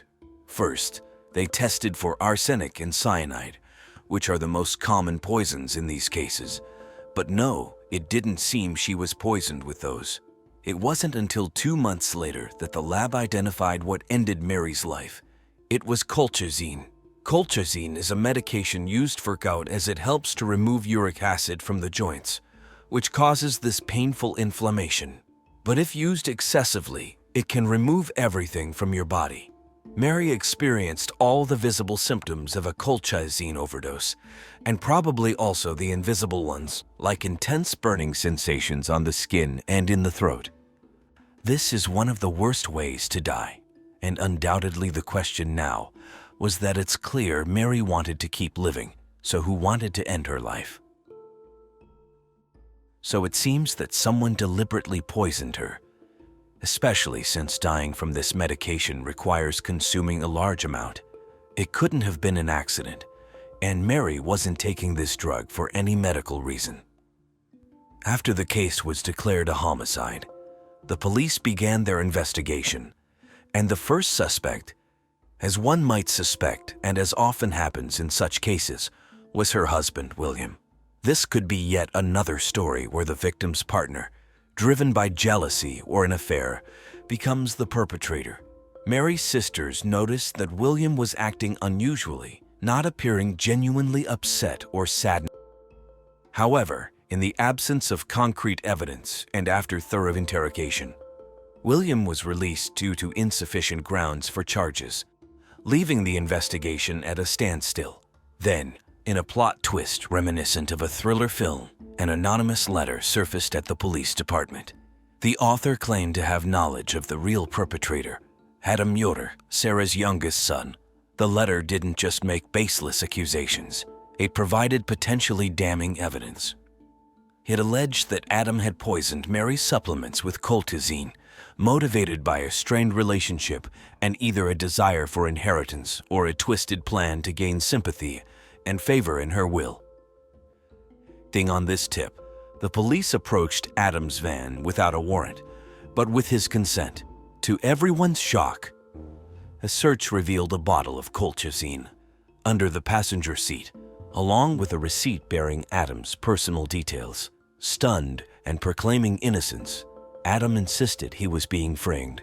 The situation was perplexing for the police as well, given the cinematic nature of the anonymous tip and the fact that Adam had been traveling out of state at the time of Mary's illness, which seemingly ruled out the possibility of him administering the poison.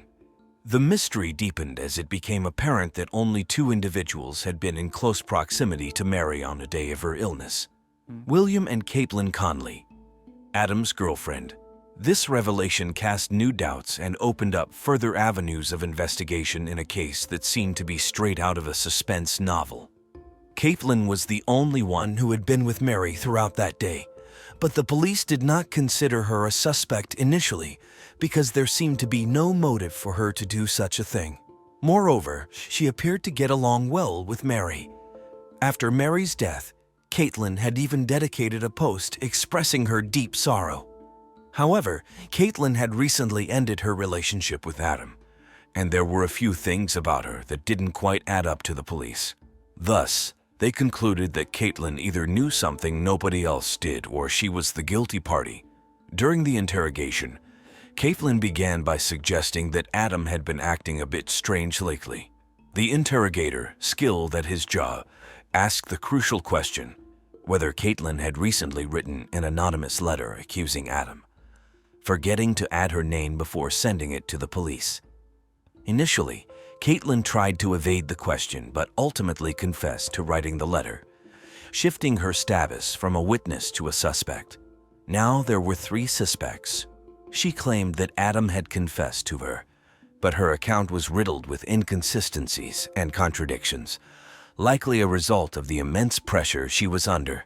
Caitlin also expressed a deep-seated fear of Adam, leading the police to provide her with protection as they delved deeper into the investigation. Crucial piece of evidence emerged when it was discovered that the email address on the colchicine receipt had never been used by Adam. This revelation came from tracking the IP address associated with the email, which led to Caitlin's home computer and phone. Confronted with this evidence, Caitlin initially suggested that Adam might have used her devices without her knowledge. However, this theory was weakened when investigators uncovered that not only had the purchase been made through her phone, but her search history also contained incriminating searches about poisons before Mary's death. Furthermore, Caitlin eventually confessed to buying the prepaid cards used for the purchase. The interrogation reached a climax with the revelation that Caitlin either acted alone or with an accomplice, as the gathered evidence pointed directly to her involvement. Overwhelmed, Caitlin broke down, facing the reality of being arrested for the murder of Mary Yoder. Meanwhile, the Yoder family and community were shaken by the unfolding events. Mary's sisters had harbored suspicions about Adam, their reasons anchored in a combination of hearsay and conjecture. Also, neighbors reported seeing William intimately close with one of Mary's sisters prior to her death, fueling rumors of an affair that could have begun before Mary's untimely demise. They also labeled William a fortune hunter, pointing to Mary's role as the main financial provider in the family. The sisters speculated that William, eager for retirement, saw Mary's death as a means to secure his financial future, especially considering a recent inheritance from his father that was insufficient for both of them to retire comfortably. This theory painted William as a man who orchestrated his wife's murder to ensure his own financial stability. At Caitlin's trial, her defense team pointed fingers at William, suggesting he could have easily tampered with Mary's supplements before leaving the house and had access to the work computer that Caitlin used.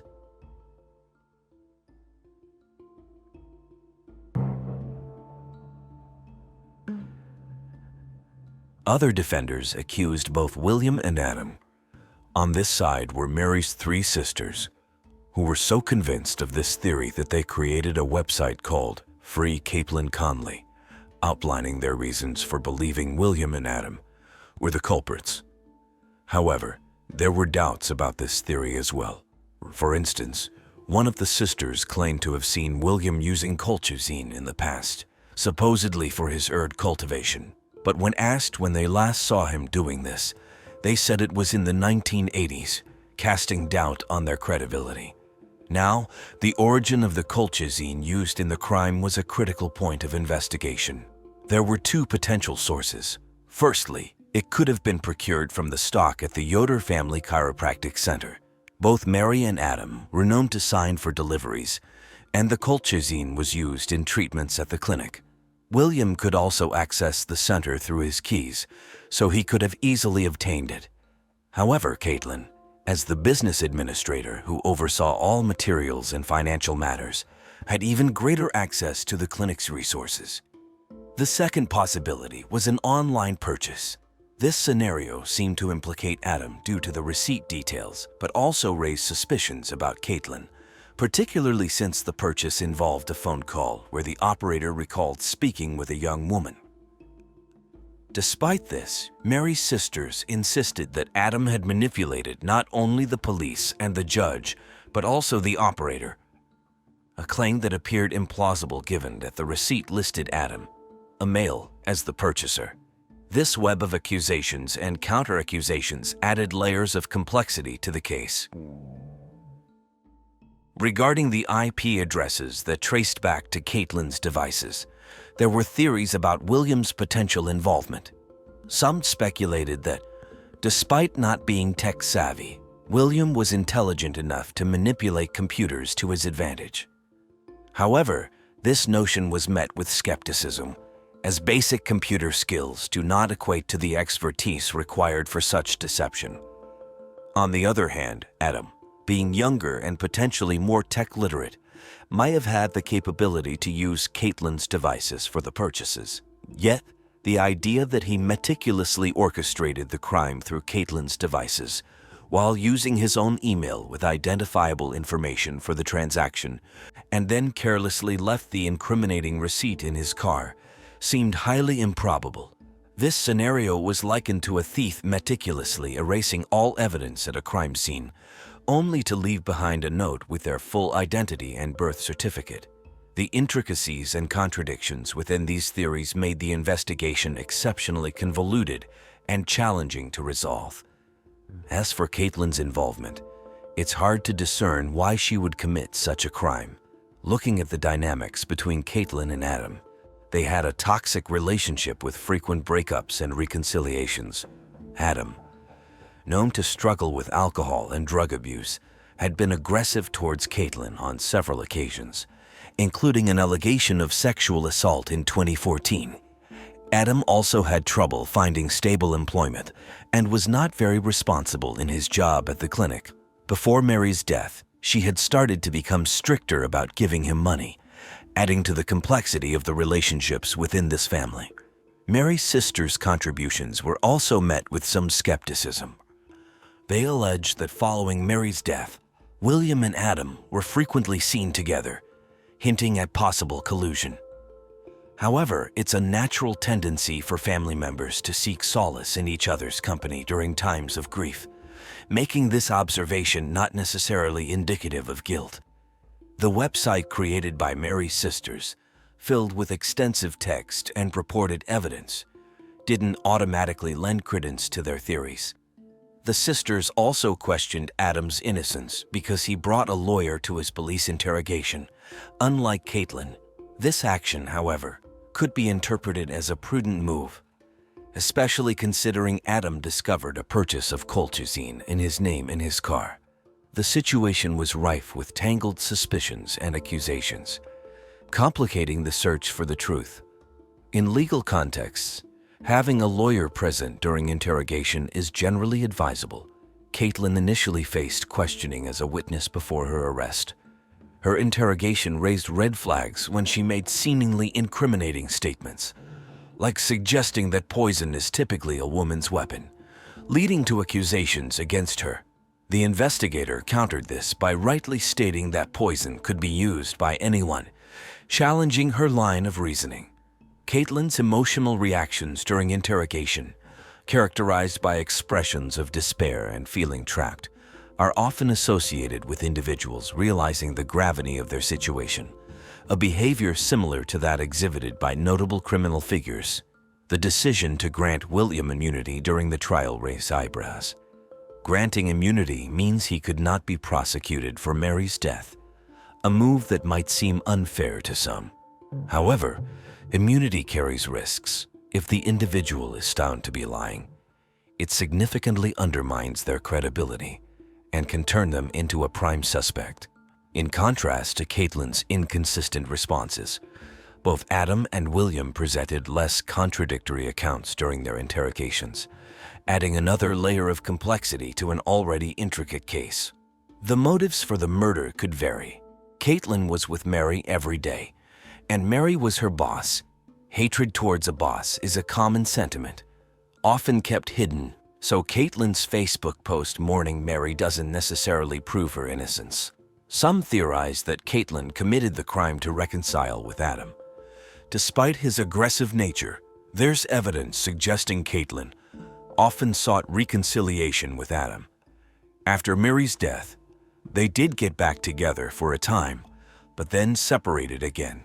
Interestingly, the anonymous letter accusing Adam arrived at the police around the time of their breakup. Determining the guilty party was not easy, and the trial took a long time. Finally, on November 6, 2017, Caitlin Comley was sentenced to 23 years in prison with the possibility of parole in May 2037. To this day, there are those who believe this was an injustice. If one looks at the case superficially and emotionally, it might seem that William had every motive to commit the crime. But evidence must guide case resolutions. William appears innocent, or at least seems so, because his actions are consistent with his psychological profile of being a serious person, among other things. In complex cases like this, where emotions and suspicions run high, it's the hard evidence that ultimately leads to the resolution. In complex criminal cases, similar to those often featured in true crime narratives, a recurring theme is the presence of high levels of narcissism in the perpetrators, with the notable exception of serial killers and similar profiles. In the trial involving the mysterious death of Mary Yoder, William, her husband, displayed notable attentiveness towards their son Adam, acknowledging the emotional toll the case had taken on him. However, William's involvement with his deceased wife's sister raised eyebrows, marking it as socially inappropriate behavior. Talking about Adam, there were certain aspects of his behavior and history that seemed to indicate a lack of sound judgment. This was inferred from his public interviews, known issues with aggression and alcohol, and a tendency towards impulsive actions. These traits suggested that devising a complex, calculated plan, such as sending an incriminating letter in his own name, was out of character for him. Conversely, Caitlin's psychological profile appeared to align more closely with the crime's nature. She demonstrated a self-centeredness that fit the typical profile of such perpetrators. Moreover, her intricate involvement in the case, particularly in accusing Adam, raised questions about her methods. Why resort to an anonymous letter and a convoluted scheme instead of directly contacting the police? It seemed likely that she was aware of the insufficient evidence against Adam and thus orchestrated a more elaborate plot. The investigator's observation that criminals often commit offenses under the belief that they won't get caught resonates in this context. Many believe they have devised an infallible plan and consider themselves more clever than others. This overestimation of one's intelligence is a common trait among criminals, but as this case demonstrated, their plans often unravel spectacularly. Nealdo Viegas worked as a computers teacher in the Valparaiso region of Chile. Everyone who knew him said he was a kind man who loved to help. He had many friends, both within and outside his work environment, and enjoyed socializing, often meeting up with relatives and friends. However, he never neglected his job. In 2009, when Nealdo was 41, he met Johanna Hernandez, a 23-year-old woman studying at the same university where he taught. Johanna was going through a tough time, having just ended a relationship with her boyfriend since she was 15, with whom she had 2 children. Nealdo was like a beacon of light for her. In December of that year, they started a relationship, and both their lives improved. Nealdo and his family welcomed Johanna's children as if they were their own. After getting married, Nealdo built a house with his own hands for them to live together and be happy. Their greatest joy came when Johanna gave birth to a daughter, their first child together. For 8 years, the relationship faced no major problems, and Nealdo's professional life continued to prosper. Motivated by him, Johanna continued her nursing technician studies. When they did argue, Nealdo preferred to go running, and upon returning, after both had time to reflect, they would talk in their bedroom and resolve their differences. But good things don't last forever. In 2018, their arguments became constant. Johanna started reacting differently to problems, becoming physically and emotionally violent. Nealdo tried his usual approach of walking away and returning when she was ready to talk, but Johanna had changed. Her mood would shift rapidly, leaving Nealdo with no time to leave. Things escalated to the point where Johanna, during an argument, started throwing things around and declared the relationship over. Nealdo agreed to end the relationship but was concerned about her reactions. He went to the police station and filed a domestic violence report, fearing for his daughter's safety. Although the police dismissed the complaint, Johanna took it seriously, and a big dispute ensued over the house and custody of their daughter. Due to Johanna's violent outbursts, Nealdo sought full custody. The family completely broke down, stopped living together, and Nealdo filed for divorce, only seeing each other through lawyers. Eventually, the courts ruled for shared custody, which Johanna did not accept well. She began harassing Nealdo, demanding the house he had painstakingly built. On one occasion, she showed up at the university parking lot and threw stones at his car. Nealdo maintained his composure, not wanting to worsen the situation or make his daughter uncomfortable, and eagerly awaited the finalization of their divorce for a change. August 10, 2018, was an important date for Nealdo, his 50th birthday. He spent most of the day with his daughter, but went to his parents' house in the evening. He left his daughter with them as he was dining with friends and promised to return soon to put her to bed. The grandparents were happy to take care of her and spent quality time with her for several hours. However, when bedtime came, Nealdo didn't show up.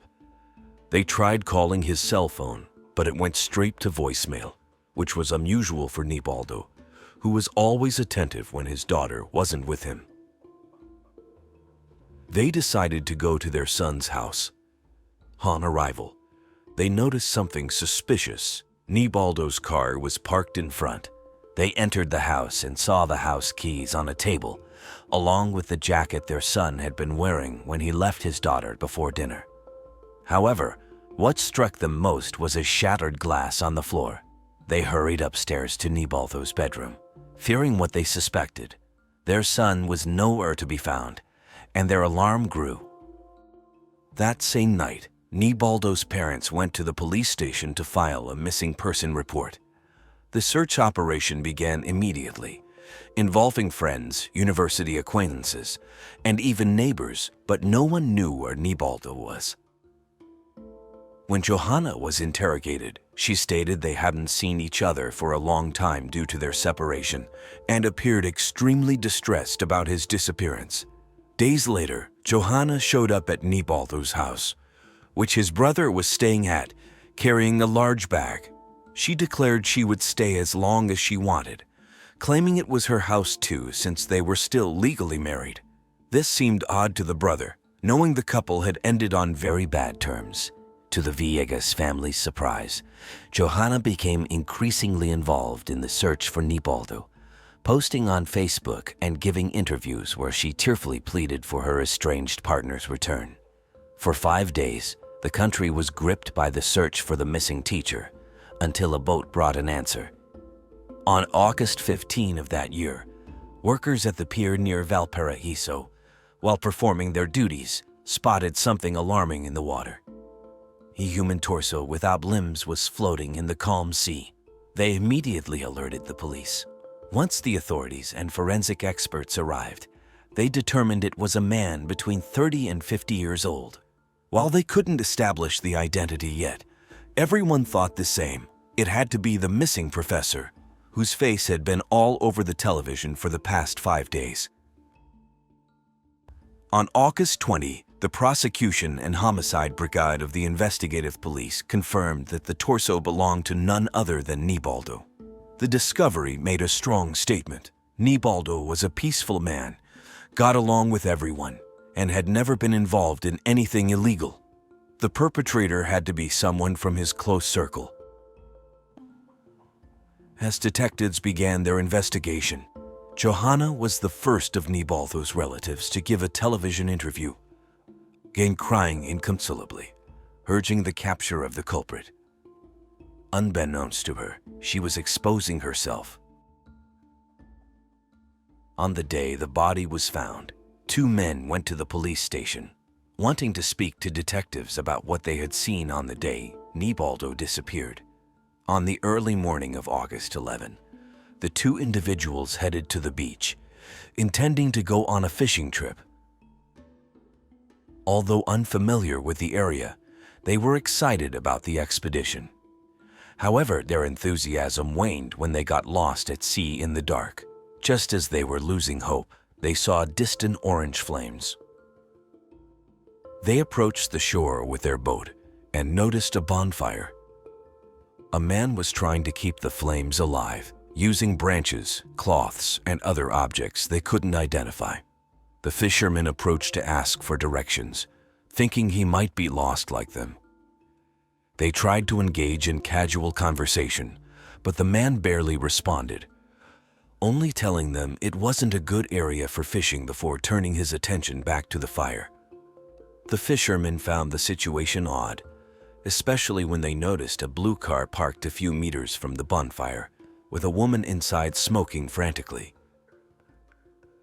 The situation seemed highly suspicious, but with nowhere else to go, the fishermen decided to stay overnight for shelter from the cold. At dawn, the woman got out of the car and approached the man by the fire.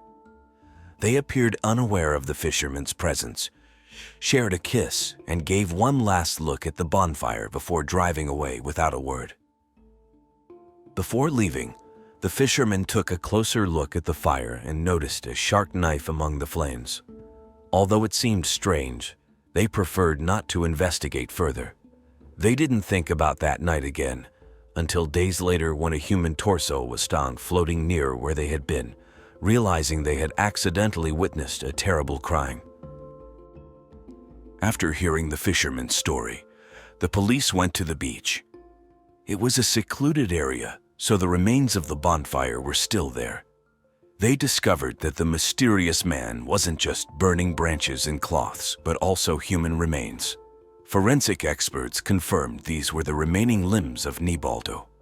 But the fishermen provided another crucial piece of information. They described the woman smoking in the blue car as dark-haired, with long, straight hair of a darker complexion and around 30 years old. The same woman seen crying on television. From that moment, the police began investigating Johanna as the primary suspect in Nealdo's murder. The only question was the identity of the man with her. Days later, the police discovered that Nealdo's credit card had been used to withdraw 35,000 pesos from an ATM at a gas station on the morning of August 11. Security cameras showed a man in black making the transaction. The victim's family recognized him as Johanna's current partner, Francisco Silva. Additionally, shortly after the body's identification, Johanna went to a real estate agency to inquire about the property registered to Nealdo, which they had fought over countless times, and where she had moved after his disappearance. There was no doubt that both Johanna and Silva were guilty of the crime. Both suspects gave their testimony at the oral criminal court. They admitted to being part of the crime, but blamed each other for its execution. Johanna was the first to give her version. She said her relationship with Silva was extremely complicated. Since they started dating, he had been manipulative, controlling what she wore, who she associated with, and even encouraged her to sign a prenuptial agreement. Silva's violence was not only reflected in his relationship with Johanna, but also in his strong feelings towards Nealdo, seemingly driven by jealousy. After Nealdo tried to gain full custody of the daughter he shared with Johanna, she came home crying. This intensified Silva's hatred, who said he would make Nealdo disappear someday. The week before, on August 10, 2018, Silva arrived at Johanna's house with a jar containing a blue powder, instructing her not to ask questions and indicating he would have orders for her during the week. Accustomed to obeying Silva, Johanna agreed. On the Friday of Nealdo's birthday, Francisco Silva contacted Johanna, instructing her to meet him to celebrate, and detailed the steps to follow.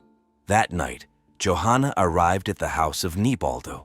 He greeted her, hoping for reconciliation. Johanna brought sushi and a drink for dinner, but she omitted a crucial detail. The drink was laced with clonazepam.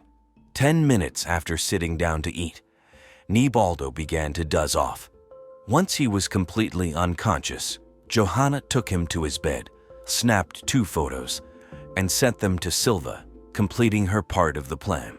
Silva then entered the house, changed into black clothing, and headed to the room where Nealdo was carrying a knife. Minutes later, he came downstairs and informed Johanna that he had mutilated Nealdo. He gave her gloves to clean the blood in the room and a trash bag for the limbs. While disposing of the body, Silva ominously warned Johanna that no matter what happened, she must not accuse him, or he would ensure she was seen as the true perpetrator. They then drove to the beach, where they'd burned the limbs and clothing in a bonfire, and tossed the torso into the sea. However, Silva's version was somewhat different. He not only denied Johanna's accusations, but also portrayed her as a violent person, prone to destructive outbursts when angry. According to him, Johanna used her tantrums and intimacy to manipulate him. He mentioned the prenuptial contract as a joke, inside gag after watching the movie 50 Shades, which she exploited to her advantage. The worst crisis came when Nealdo wanted full custody of their daughter. Johanna swore she'd never forgive him and was ready to murder him. Seeing how upset Johanna was, Silva felt it was his duty as a man to do something about it and decided to do whatever she asked. Days later, Johanna requested he buy 30 clonazepam pills and grind them, which he did. The main difference in Silva's story was that on Friday, August 10, they were to follow their usual routine of having a barbecue, drinking, and sleeping in his car at the beach. However, when he picked Johanna up from her mother's house, he learned she had a different plan. She said they needed to stop by Nealdo's to discuss their daughter. Once there, Johanna asked Silva to wait at a nearby place and wait for her instructions. He agreed. At 1 a.m., Silva woke to 3 WhatsApp messages from Johanna, 2 photos of an unconscious Nealdo in bed, and a 3rd message asking him to come get her. Arriving at the house, Johanna was frantic, explaining she had drugged Nealdo with clonazepam before attacking him with a knife. The problem was that while she was stabbing him, Nealdo woke up, and his pleas could be heard from the bedroom. Johanna instructed Silva to finish the murder, handing him a sharp knife. Silva went upstairs and fatally stabbed Nealdo in the thoracic area. Immediately after, Johanna asked Silva to help her dismember the body to make it easier to hide. The rest of the story, involving the movement and concealment of different body parts, was exactly the same in both their accounts, seemingly the only aspect they both wanted to take responsibility for. The methods of the murder and the locations where the body parts were found matched in both stories. What differed was the principal perpetrator, as each one aimed to receive a lesser sentence. They also agreed in their statement that the murder was not premeditated. However, the prosecutors argued that the crime seemed meticulously planned, given how it was executed.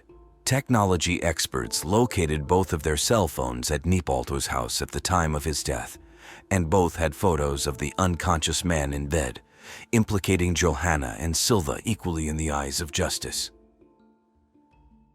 The prosecutor stated that Johanna was the material author of the crime. Francisco Silva was convicted as the material author of qualified homicide. Both had the aggravating factor of treachery, which occurs when the perpetrator uses means or ways to eliminate all the victim's possibilities of defense. In Nealdo's case, the means was the substance that rendered him unconscious. On May 16, 2019, the criminal court informed the sentence for both defendants, receiving the maximum possible penalty. Johanna was sentenced to life imprisonment, meaning she must serve 40 years before being eligible for penitentiary benefits. Silva was sentenced to simple life imprisonment, meaning he could opt for penitentiary benefits after 20 years.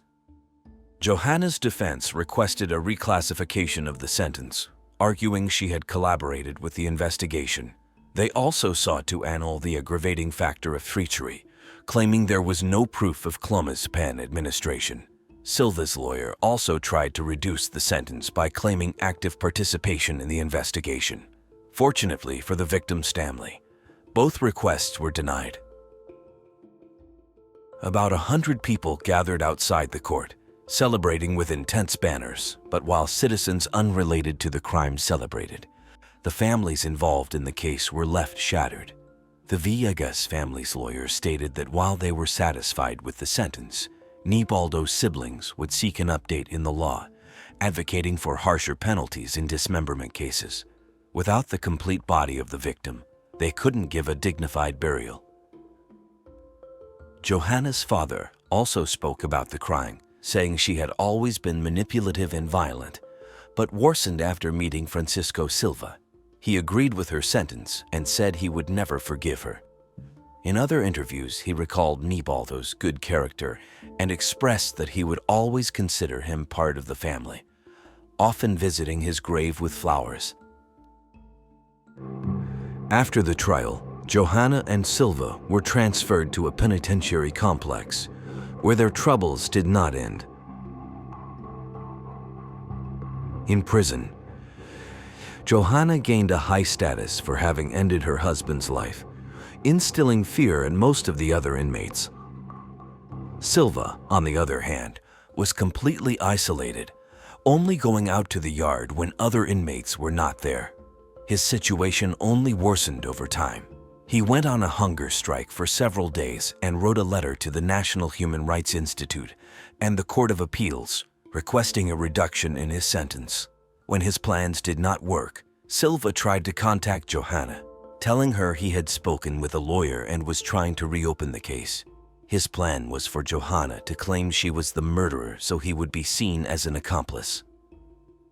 According to him, this would frame the crime as a momentary act of violence and might reduce their sentences for lack of premeditation.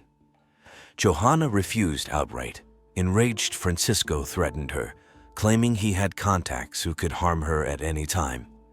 Eventually, Johanna filed a complaint for murder threats with the public ministry, which could play in her favor as it portrayed Silva as manipulative and conspiratorial, just as she had described him in her version of the events.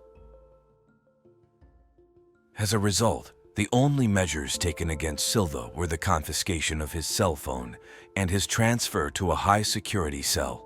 He was also barred from receiving family visits. While the murderers continue their lives in prison, Nealdo's family is still fighting for him to rest in peace. They submitted a request to amend the penal code.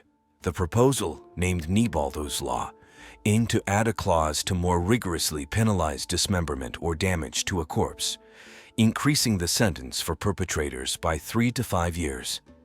If enacted, this law would not be retroactive and would not change the sentences for Nealdo's murderers, but it would apply to future cases.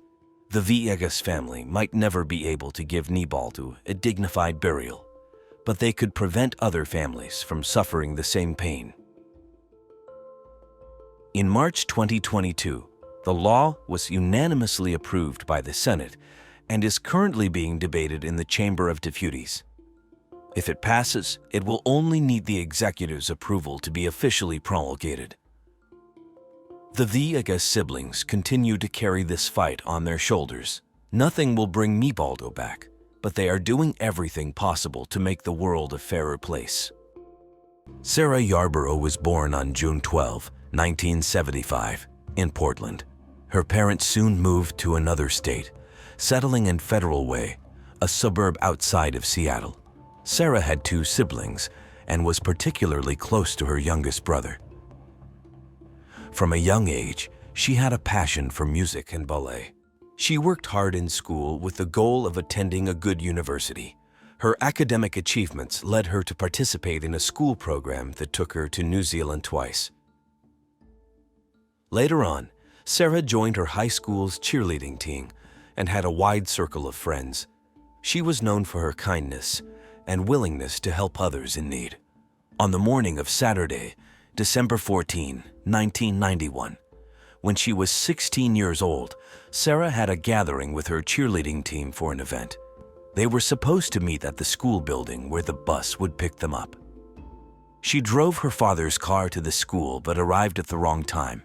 She thought the bus would pick them up at 8 a.m., but it was scheduled for 9 a.m. Her friends gradually arrived at the meeting point, but Sarah was nowhere to be seen. Some students noticed her car in the parking lot, but she wasn't inside. She didn't appear even when the bus arrived for the students. Her friends found this strange, but back then, none of them had mobile phones, so they couldn't contact her. Around the same time, 2 12-year-old children were walking on the school grounds, exploring the wooded area behind the tennis courts. They noticed something unusual. A man emerged from behind the bushes, took a breath, and walked away in the opposite direction. The children found it odd, but didn't pay much attention and continued walking. A few meters ahead, they encountered a horrifying sight. A young woman lying on the ground, unresponsive. They thought she might be dead. The children ran home to tell their parents, and one of the children's parents went back to the scene with them. The other child's father decided to follow the suspicious man they had seen earlier. The child mentioned seeing a car that resembled a Chevrolet Nova leaving the area. Since he lived near the school, his father decided to try to locate that car. At one point, he spotted a similar car but quickly lost sight of it, unable to find it again. Meanwhile, the parents of the other child went to the school and realized that the young woman on the ground was likely deceased. They immediately rushed to the school building and called the police. Officers arrived at the scene and confirmed that the young woman was indeed deceased. They were also able to quickly determine that the deceased was Sarah. The police concluded, based on the marks on her neck, that the victim had been strangled. Some of her belongings were found near her body, including her jacket, underwear, and socks. Strangely, her purse and car keys were discovered in the school parking lot, leading investigators to suspect that the assailant might have attacked her near her car and then dragged her behind the trees. The body was handed over to forensic experts, and the police began their search for clues. Their initial step was to interview all the people who were in the school premises and its vicinity. 2 boys who had found Sarah provided a rough description of the man who had emerged from behind the bushes near her body. They described him as a tall man around 20 years old, with shoulder-length reddish hair. dressed in a dark coat and black pants. Soon, the police managed to locate another witness, and here is where a surprising twist in the story unfolds. The man who had gone for a run observed a strange scene in the same wooded area. A girl was lying next to the bushes, and a man was hovering over her. The girl showed no movement at all, and the witness initially thought that a couple had decided to be intimate in that spot. A few minutes later, he ran on the same road in the opposite direction, and both the man and the girl were still there. In both instances, it did not appear to him that a serious crime was being committed. The witness explained to the police that he had recently immigrated to the United States from another culture and was unsure of the typical behavior in the country. Nevertheless, this witness provided the police with a rough description of the assailant, which matched the descriptions given by the children who discovered the body. Investigators interviewed dozens of people who had been near the school but did not find any other useful leads. Meanwhile, medical experts examined Sarah's body and concluded that the cause of her death was strangulation. Apparently, the assailant had used his own socks, and a severe head wound was also found on the girl. Experts believed that the victim had lost consciousness due to this blow, which aligned with the runner's account of seeing the girl lying motionless on the ground. Forensic experts examined Sarah's clothing and found traces of male particles on nearly all of her garments. However, in 1991, there was no DNA database to compare these samples to, so investigators could only rely on direct comparisons of DNA samples from specific suspects. There was another lead that detectives pointed out, although forensic experts found traces of male particles on Sarah's clothing. The forensic doctors stated that there were no signs of sexual assault on her body. With all this information in hand, investigators formed their own opinion of what had happened. Sarah had arrived at the school nearly an hour early, and there was no one else in the parking lot but her. It was most likely that her assailant saw her there, waited for her to exit the car, struck her in the head with an object, causing her to lose consciousness. He then dragged her out of the parking lot behind some trees, where her body would later be found. The assailant had removed some of her clothing and engaged in lewd acts before strangling her with her own socks. When one of the children who discovered Sarah's body reported the car in which the assailant had supposedly fled, detectives initiated a search for a Chevrolet Nova. They quickly found one, but it turned out that the driver of that car had just delivered donuts that morning and provided his DNA sample, which did not match the DNA found on Sarah's clothing. It appeared that the children had simply seen the vehicle driving on the road next to them and mistakenly thought the perpetrator was behind the wheel. In fact, none of the children could remember with exact certainty if they had seen a man approach a car from the bushes.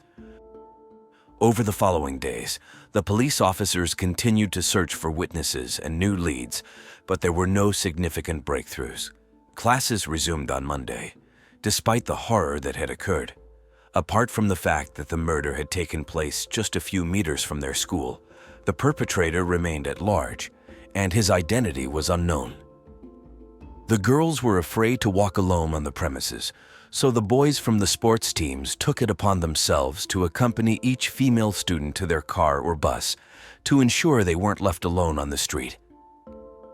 Investigators learned that there were approximately 70 potential witnesses of the school and its surroundings that morning, and they interviewed each one of them, but no new details emerged. Based on the accounts of the two children and the runner, a sketch of the assailant was created and distributed to all local newspapers and television stations. The story received extensive media coverage, and in the weeks that followed, the police received hundreds of tips. Investigators diligently checked each and every one of them, but in every case, they hit a dead end. At one point, they received a lead on a man who matched the murder suspect's description and had a criminal record. However, the detectives were unsuccessful in this lead as well, as his DNA did not match the sample found on the victim's clothing. Since then, the case remained stagnant for months. The police received a total of 4,000 different tips and attempted to work with each one of them, but the resources of the local police department were simply insufficient to handle the volume of information. Time was also working against them, as new cases required the investigators' attention every month.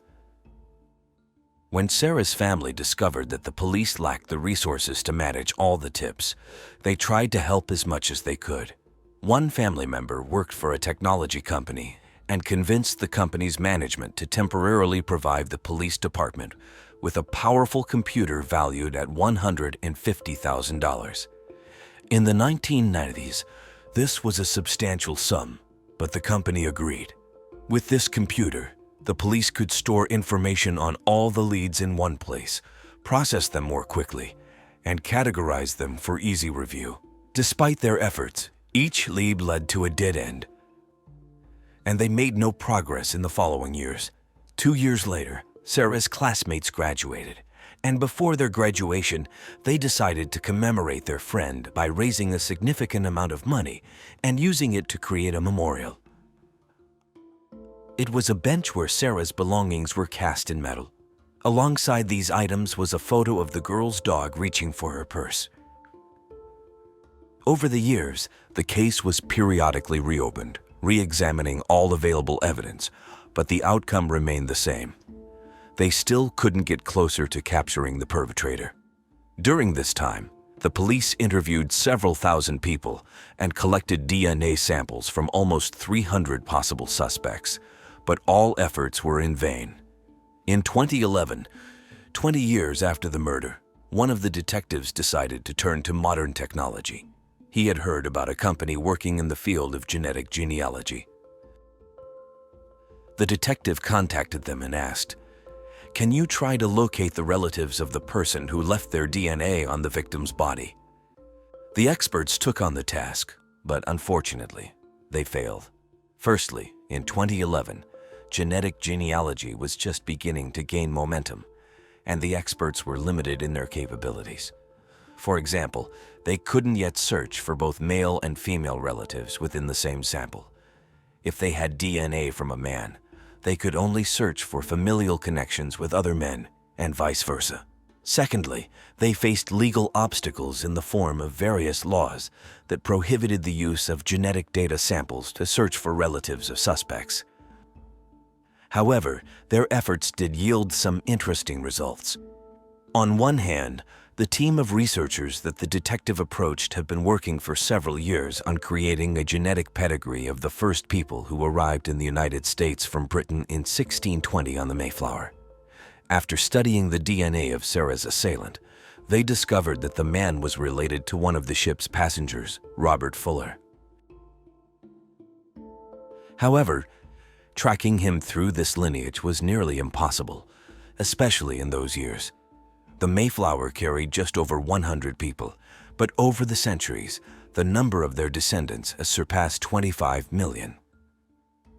Secondly, the detective had no idea that he had turned Sarah's case into the first of its kind, even though his initial attempt was unsuccessful. It was the first crime that was attempted to be solved with the help of genetic genealogy. The detective tried to utilize the available information and located several men with the last name Fuller who lived in the area of his city at the time of Sarah's murder. He found photos of them and met with the only witnesses, a runner and 2 men who had found the body when they were children. Unfortunately, none of them recognized the murderer from the photos. Finally, the investigator requested DNA samples from all the Fullers in the area, and they were sent to the laboratory. None of them matched the DNA of the assailant, but something interesting happened here. The experts discovered that one of these men was indeed a distant descendant of Robert Fuller from the same Mayflower ship. However, he was definitely not the murderer, nor did he know of any distant relative living nearby. It's possible that the perpetrator of the crime was related to him through such a distant relative that their family simply never knew of the connection.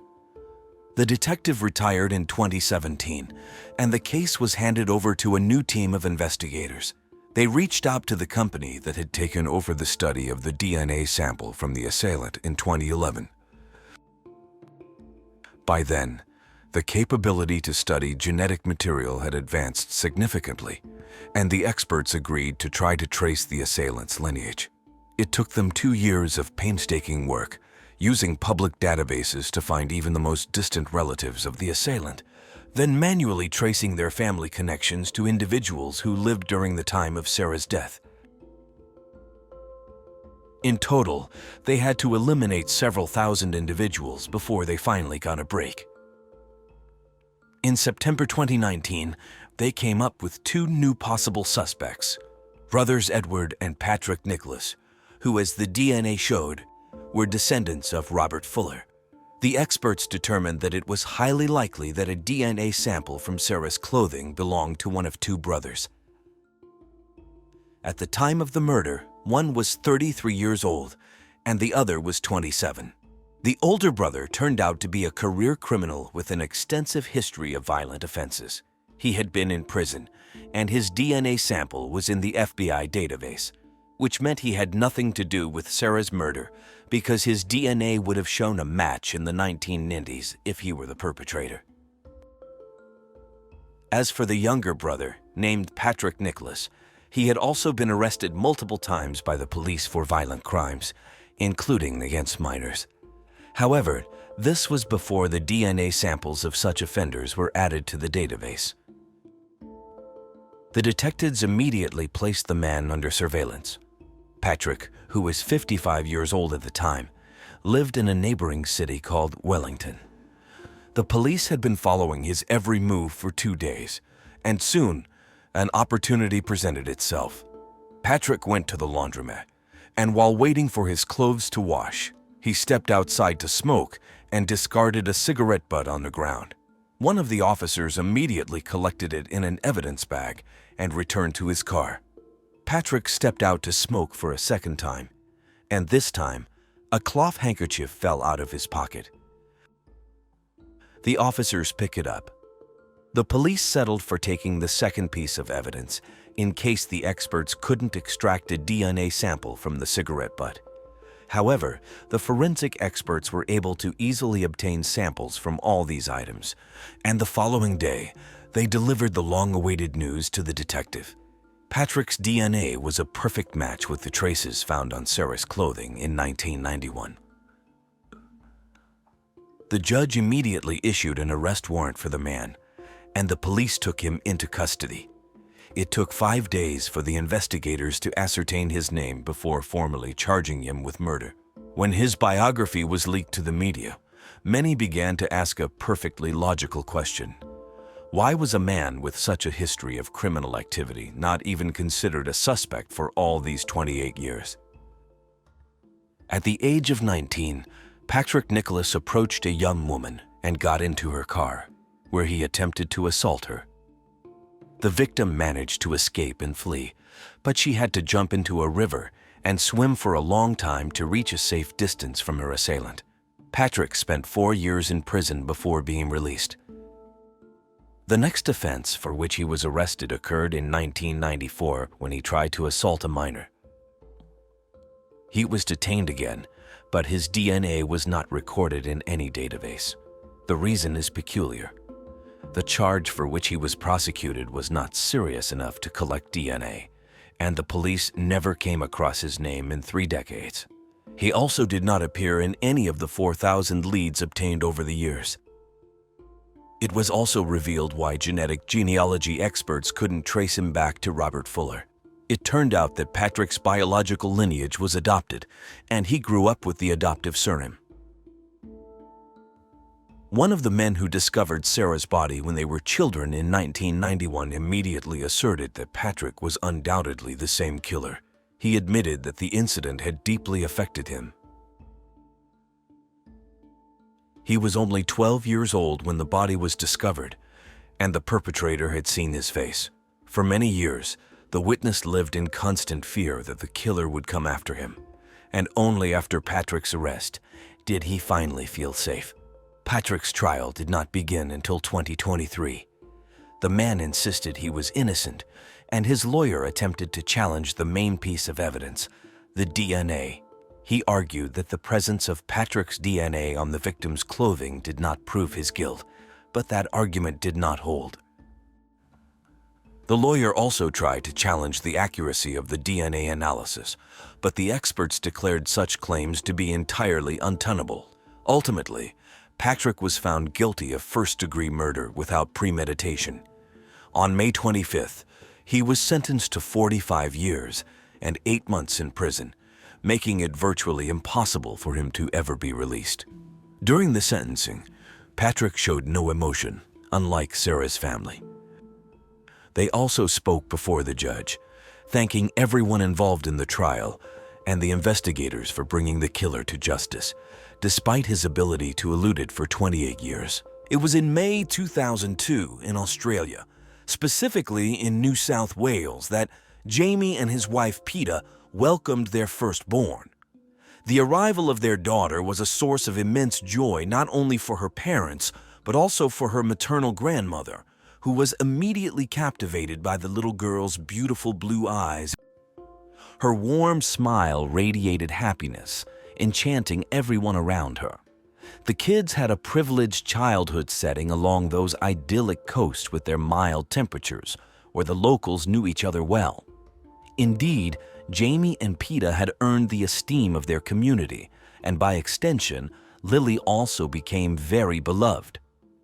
Later, the family welcomed their second and final child, whom they named Max. Jamie worked as the water polo coach at a girls' school in the economic and business heart of Sydney. It was there that Lily pursued her studies. Throughout her time at school, she proved to be an outgoing girl with lots of friends. Lily was an exceptional student who enjoyed helping her peers with less academic dedication. This virtue, coupled with her good nature, won her the affection of many. As her younger brother grew up, the young girl also dedicated herself with patience and care to helping him overcome difficulties. Always brimming with energy, she was keen to learn swimming, and later, following in her father's footsteps, took up water polo, becoming an accomplished player. By the time she reached high school, she was recognized by all as one of the school's top students. Between her academic commitments and her numerous extracurricular activities, her teachers always saw her versatility and high level of achievement. These values were evident when the young girl not only joined the school's theater group, but also enrolled in dance classes. In reality, her dream was to excel in both disciplines, and she soon achieved this goal. It quickly became apparent that her performances blended dramatic expressiveness with the physical grace of dance. Knowing she possessed this talent, Lily prepared to participate in a festival. At this event, contestants had the opportunity to showcase their skills to the public and compete in various categories ranging from theater and dance to other artistic representations. Moreover, constructive feedback from qualified judges could help them improve their standards and also promote musical sponsorship within the community. Lily decided to perform a monologue from Macbeth, William Shakespeare's famous play, infusing it with her unique style. Instead of relying solely on dialogue and facial expression, she sought to convey the emotional journey of the main character through movement. The result was a harmonious combination that captivated the jury and earned her second place in the theatrical category. In the sporting arena, the talented young woman also earned amazing rewards, becoming the swimming champion in the under-17 category. As expected, Jamie and Peta were bursting with pride. For them, every achievement of their daughter was a cause for celebration. Like in 2018, when at just 16 years old, Lily passed her learner's driving test. Immediately, Peta and Jamie proudly shared the news on their social media. In 2020, during the high school graduation ceremony, Lily radiated light and happiness. Intelligent, beautiful, and possessing an independent spirit, the world opened up before her. By then, She had already decided to pursue a career in the sports world and enrolled at the University of Technology, Sydney, to study for a bachelor's degree in sports business management. In early 2021, with the start of classes, she took a part-time job as a water polo coach at St. Andrew's Cathedral School. From the beginning, the work experience turned out to be much more fascinating than the young woman had anticipated. With her vibrant personality, she managed to transform the classes into a unique fun space, winning over her students' affection. Her age also played in her favor, making her closer to the group, and everyone felt as if they had known her forever. Part of Lily's charm as a teacher was taking the time for details. For example, she wrote cards for each student, focusing on their personalities, beauty, and individual talents. It was there that Lily met Paul, the coach and sports assistant at the school. Born in 1999 in the Netherlands, Paul was the only child of a couple with a privileged economic position. The family moved to Australia in 2015 when the father was transferred to Sydney for work reasons. Once there, Paul enrolled in St. Andrew's Cathedral School, where he joined the cricket team. Over time, after earning the respect and admiration of his peers, he was appointed captain. He also actively participated in the school community by being part of the leadership team, contributing to the planning and execution of various events. However, not all his peers had a good opinion of him. Some considered him quite arrogant, and they were bothered by the way he approached girls, as if all were willing to fall in love with him. As it later emerged in 2017, once Paul graduated from high school, the institution offered him the opportunity to become an assistant coach for the cricket and hockey teams. He accepted the offer and, at the beginning of 2018, fully took over the role. In his new role, he was attentive and enthusiastic about motivating the students.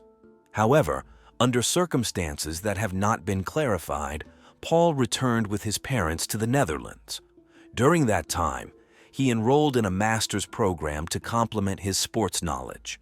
At the end of it, he gladly accepted an invitation to rejoin the sports department at St. Andrew's School.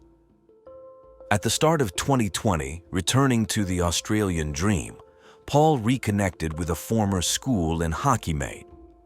The two young men decided to share expenses and moved into an apartment in Kensington, a suburb located in the eastern area. As part of his duties at St. Andrew AS, he was tasked with welcoming the sports teams of other coaches after their respective classes, which included being aware of their schedules. This responsibility facilitated his interaction with Lily. In addition to his primary job, Paul joined the field hockey team at the University of New South Wales and also taught at a second institution. Despite these activities, he was quite a solitary person.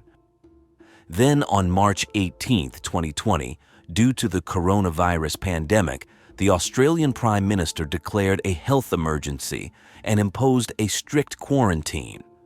The restrictions affected all sectors, leaving Paul not only without anything to do, but also isolated from all human contact. He spent a total of 18 months in solitude in a city that, although familiar, felt somewhat foreign to him. Like many people around the world, this isolation affected his way of relating to others to some extent. By mid-September 2021, as the restrictions were lifted and things began to return to normal, Paul resumed his activities. He rapidly became an essential part of the hockey team, to the point where his image was used in promoting the games. Amid this period of openness, he had already shown a particular interest in Lily, with intentions that clearly went beyond mere friendship. However, according to the students, she was not the only one to whom the young coach dedicated his charming efforts. In fact, some of his students viewed him as someone who inappropriately flirted with the school's teenage girls. However, these concerns were not widely known. In fact, many considered him an essential part of the team. His exceptional performance was crucial in leading them to the final of the Sydney Hockey League. even though they were defeated in that match on September 9, 2023.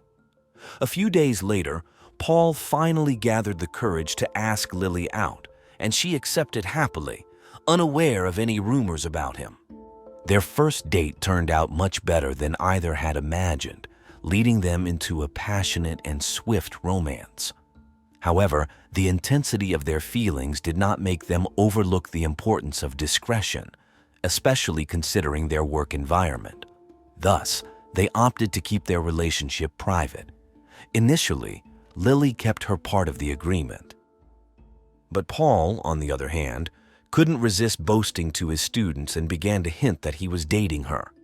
As expected, the rumor gradually spread throughout the educational center until, in the first days of October 2023, Lily learned of his indiscretions and felt betrayed. For her, it was not a minor issue, as the way he bragged about their relationship left her exposed to criticism, leading to disappointment. The romance was just 5 weeks old, and if she couldn't trust him, she was determined to end it. She couldn't continue with someone like Paul. Despite his insistence and attempts at excuses and justifications, Lily made it clear there was nothing more to consider. It was definitively the end of any interaction between them. In a matter of hours, Paul's hurt from the breakup turned into anger, not at himself for breaking a promise, but at her for not forgiving him. Such anger led him to imagine various scenarios, all aimed at harming the young woman. He then decided to go to a hardware store and there chose what he considered the ideal weapon, a hammer. On October 25, 2023, Lily left her house and attended her university classes as usual. In the afternoon, she went to the school for another workday with her students. Meanwhile, Paul rented a silver car and arrived at the school in this vehicle. He didn't get out, he just stayed there, waiting patiently until the activities ended. Around 7 p.m., when the water polo students left, Paul finally made his way towards the institution's gym. In his hands, he carried the hammer. Once there, he saw Lily enter the bathroom and followed her. All his movements were recorded by the security cameras at the location. Inside the bathroom, with no witnesses, they argued. Everything happened very quickly, almost as swiftly as their brief love story had begun. Then, amidst the shouting, Paul managed to gain the upper hand and overpower Lily. The newly purchased tool was used to end her life. He then took the girl's backpack and cell phone, and about an hour later, he left the bathroom. This sequence was captured again by the surveillance cameras. Afterward, he drove to the area known as the Gap, known for its cliffs. As he walked around for the third time, Paul was recorded by security cameras. Meanwhile, Peta and Jamie tried repeatedly to contact their daughter to no avail. Desperate, they decided to alert the police. The authorities immediately took notice of the situation and began searching for Lily. Around 10 at night, Paul sent a text message from the young woman's phone, asking Jamie to pick her up at the school without giving further explanations. An hour later, the 24-year-old perpetrator made an anonymous call to emergency services, reporting a body in the St. Andrew's School gym and stating that the case needed investigation. After hanging up, he disposed of the hammer and Lily's backpack in a garbage bin. He then abandoned the rented vehicle and walked to the edge of one of the cliffs, jumping and ending his own life. When the police arrived at the school, following the anonymous call just before midnight, the institution was in complete and utter silence, the opposite of its usual bustling energy. In the gym, as soon as the officers saw the silhouette on the floor, they realized their worst fears had come true. Lily's body lay lifeless. However, due to the severe injuries she suffered, investigators were initially unable to identify her. In the course of the investigation, the officer's first task was to seize the gym's security camera footage. Next, the team traced the anonymous call. It became quite clear that whoever had made it was likely to provide more information. Some reports state that the first thing they determined was that the number belonged to Paul, and they began to call him insistently. They didn't suspect him at the moment, but wanted him to share everything he knew. Unfortunately, the young man did not respond to the calls. Shortly after, the investigators were able to locate where the call had been made from. Thus, in the early hours of the morning on Thursday, October 26, 2023, the police arrived at the Gap area and cordoned off the surroundings. After patrolling and conducting thorough searches, they discovered the hammer, which was immediately considered the fatal weapon. Finally, the agents found Paul's belongings. Around 4 in the morning, the police officers requested the school authorities to suspend classes until the investigation was concluded. This measure was communicated to all parents and guardians through a text message mentioning a critical incident, naturally causing panic to set in every home in the community. 2 hours later, a second considerably more reassuring message arrived because, by then, the school's management had decided to assure that no student was involved in the incident. However, after a sleepless night, Lily's parents received the devastating news of their daughter's cruel fate. Within minutes, the family's home was filled with neighbors and friends, all ready to offer as much support as possible in a situation no one could have ever imagined. Thanks to the gym's camera footage, the police identified Paul as the young man who had followed Lily. From there, authorities were able to outline the nature of the relationship between the main suspect and the victim, thus identifying a motive behind the crime. However, due to the lack of clues about his whereabouts, investigators began to consider the possibility that he might have taken his own life. Regardless, boats and even a helicopter were deployed along the coastline to find him. Through a statement, the police made the main suspect's name public, indicating that the nature of the injuries made it evident that Lily had been a victim of homicide, although it was confirmed there were no previous domestic violence incidents between her and Paul. In the early hours of the next morning, Friday, October 27, 2023, a group of workers was preparing to start their day at a construction site near the top of one of the cliffs. However, they had to interrupt their work almost before it had begun when they were startled by the macabre sight of a body floating near the rocks. They immediately informed the police, who then established a new crime scene there and also organized a rescue team to recover the body. The unfavorable weather conditions made the already complicated operation even more difficult. Finally, by noon, the Marine unit achieved its goal with the assistance of a helicopter. The media was informed that the body was of an unidentified male victim, although officers had strong suspicions about his identity. Meanwhile, the remains were transported to the Forensic Medicine Service for a mandatory autopsy. The fingerprints collected were sent to the Embassy of the Netherlands for comparison with their records, leading to the identification of the man as Paul. That same afternoon, in their first public statement, Lily's family expressed the profound grief they were experiencing. Despite everything, they said, they were overwhelmed with immense gratitude for the community's support.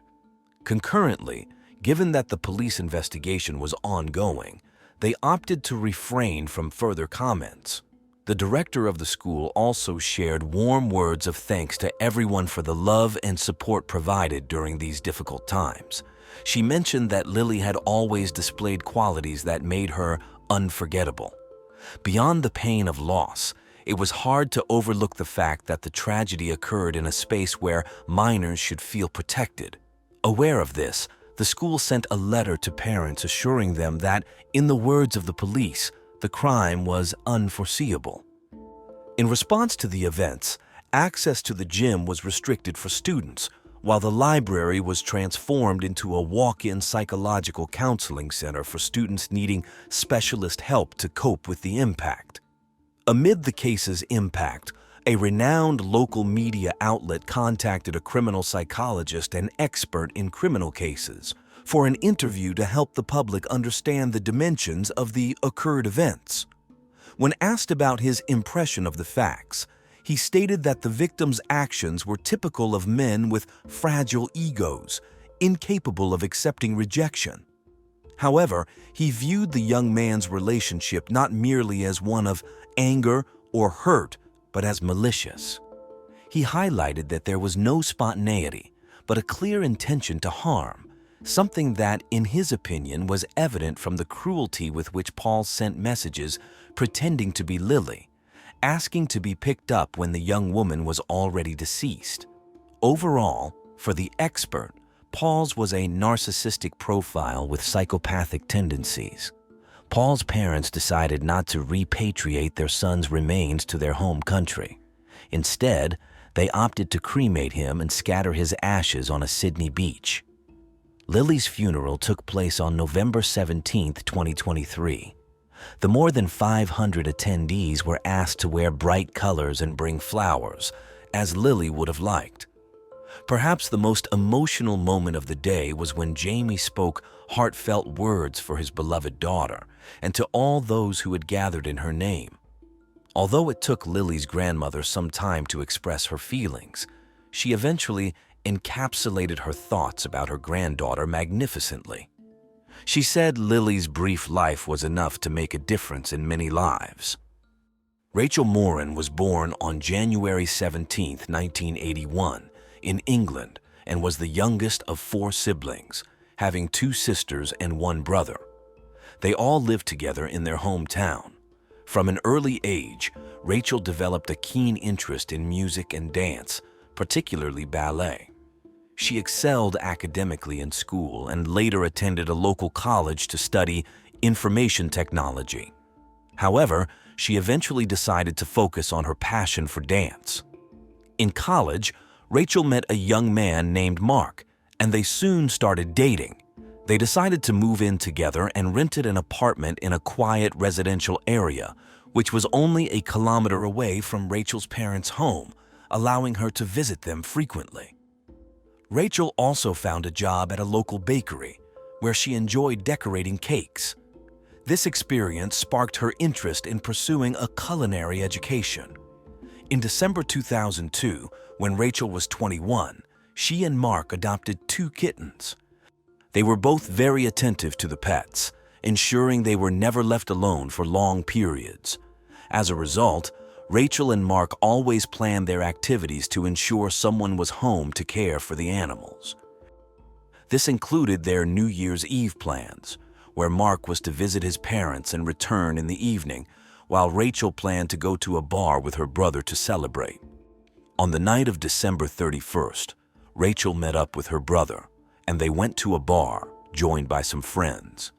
After midnight, Rachel and her brother left the bar and arrived at their parents' house around 1:20 a.m. Before going to bed, Rachel decided to call Mark to check on him but found he was not home. She reached him on his mobile phone, and he informed her that he was at a party with friends. Disappointed that Mark had left the house and the kittens alone, Rachel decided to go back to their apartment instead of staying at her parents' house. Her mother tried to dissuade her from leaving due to the late hour and concerns for her safety, even though the apartment was only a kilometer away. After a long discussion, Rachel left for home, promising to call her mother upon arrival. However, after waiting for about an hour and a half without receiving a call, Rachel's mother tried to reach her both on her mobile phone and at the apartment but got no response. Rachel Moran's mother grew increasingly worried when she could not reach her daughter, suspecting that Rachel might have gone to the party where her boyfriend was and hence was not answering the calls. After trying to contact her until 4:30 a.m., the mother decided to go to sleep. She woke up around 10 a.m. and found her husband on the phone, hoping he was talking to Rachel. However, it was their eldest daughter on the line, who had been unable to reach Rachel all morning and was very worried. Realizing that Rachel had not returned home, the family began to panic. They tried calling her again, and after some time, Mark answered. He was surprised when asked if Rachel was home. He said he had returned around 7 a.m. and found that Rachel wasn't there. Assuming she had stayed at her parents' house, he didn't think much of it and went to sleep. According to Mark, there were no signs that Rachel had been in the apartment. Her belongings were not there.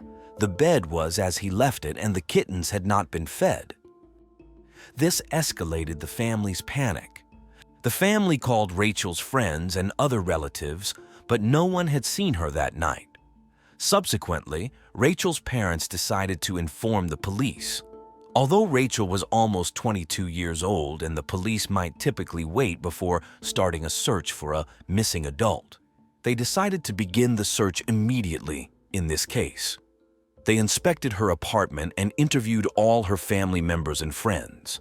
The police quickly ruled out the possibility that Rachel had left of her own free will, given her background and the accounts of her loved ones. During the investigation, Rachel's mother recalled a moment from the night Rachel disappeared. When Rachel was leaving for her apartment, they had a discussion literally at the doorstep, standing with the door open as her mother tried to convince her to stay. At one point, an unknown man passed by the street. Rachel's mother even considered asking him to accompany her daughter home, but decided against it. After receiving a basic description of the man seen near Rachel Moran's location, the police began searching for him as he was headed in the same direction as Rachel shortly after her departure. This individual might have witnessed something relevant. Police units were alerted while the search for other clues continued. Investigators started scrutinizing Mark, Rachel's boyfriend. First, it was discovered that there had been an argument between them that night when Rachel found out he had gone to a party. Secondly, during his interactions with the police, Mark did not appear distressed despite his girlfriend's disappearance. These factors led the investigators to consider the possibility of his involvement in her disappearance, prompting them to verify his alibi. Mark stated he returned from the party after 6 a.m. The police confirmed his statement by speaking with people present at the party. Rachel's relatives also insisted that Mark would never harm her. Investigators requested Rachel's mobile operator and bank data and found that she had not used her phone or bank card since her disappearance. At that time, mobile phone geolocation tracking and cellular tower data were not sophisticated enough to be useful, especially over short distances. The police decided to obtain all surveillance camera recordings within a 10-kilometer radius of her route. Patrols were dispatched to each store, and residents in these areas were interviewed, hoping someone might have security cameras installed.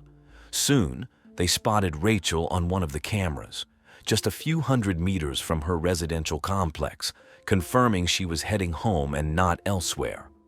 The search was intensified in this area, involving search dogs, helicopters, and dozens of officers combing streets, fields, and bodies of water. Streams and artificial channels were drained in the search, but these efforts yielded no results. As time passed, the police increasingly suspected that Rachel might no longer be alive, but the search continued on a larger scale. 2 weeks later, a concerning clue emerged. One of the channels near Rachel's apartment was drained, and her shoe, which she had worn when leaving her mother's house, was found. The following day, a trash bag was discovered in the same channel, containing a woman's purse with cosmetics, a mobile phone, and other items, including Rachel Moran's passport.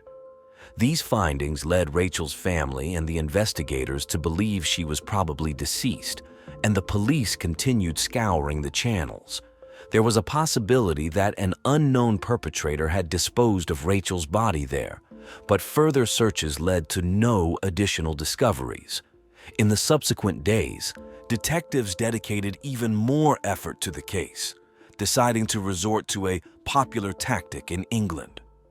The police found a woman who resembled Rachel Moran and dressed her in clothes similar to those Rachel wore on the night of her disappearance. They asked her to follow the same route Rachel took, and this reenactment was recorded and broadcast on local television channels. The purpose of this experiment was to find witnesses who might have seen Rachel on the night she disappeared but didn't think much of it, or had simply forgotten. The visual recreation of the scene was successful in jogging memories, and several people contacted the police with their observations after the broadcast. While these testimonies were ultimately not very helpful to the case, the detectives did gain some significant leads. In addition to witnesses, owners of surveillance cameras in the area also approached the police. Initially, the police had received most of these recordings, but some had been overlooked and proved to be fruitful. The administration of a school located about 150 meters from Rachel's apartment provided footage from the night in question. The quality was poor, but the police saw a woman heading towards the apartment complex and, seconds later, someone following her. They suspected this individual might be the unknown offender who could have attacked Rachel. However, the poor quality of the footage prevented identification of any distinguishing features.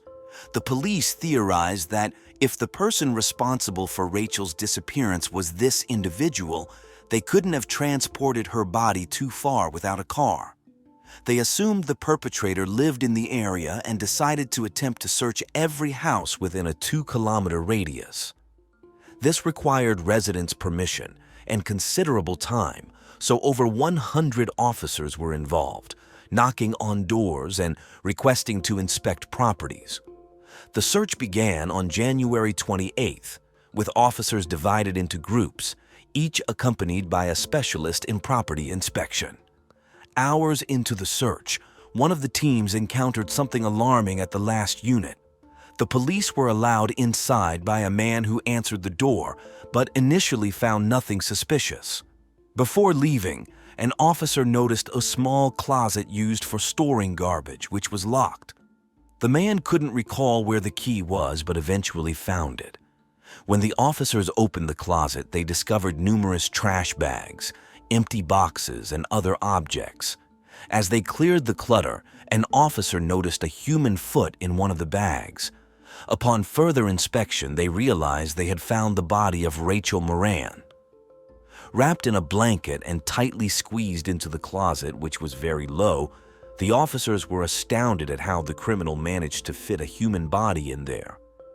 They immediately arrested the apartment owner, 23-year-old Michael Little, and his friend who was present during the visit. Little reacted calmly to his arrest, while his friend was shocked and confused about why they were being detained. After the arrest, the officers called the chief detective and waited for his arrival.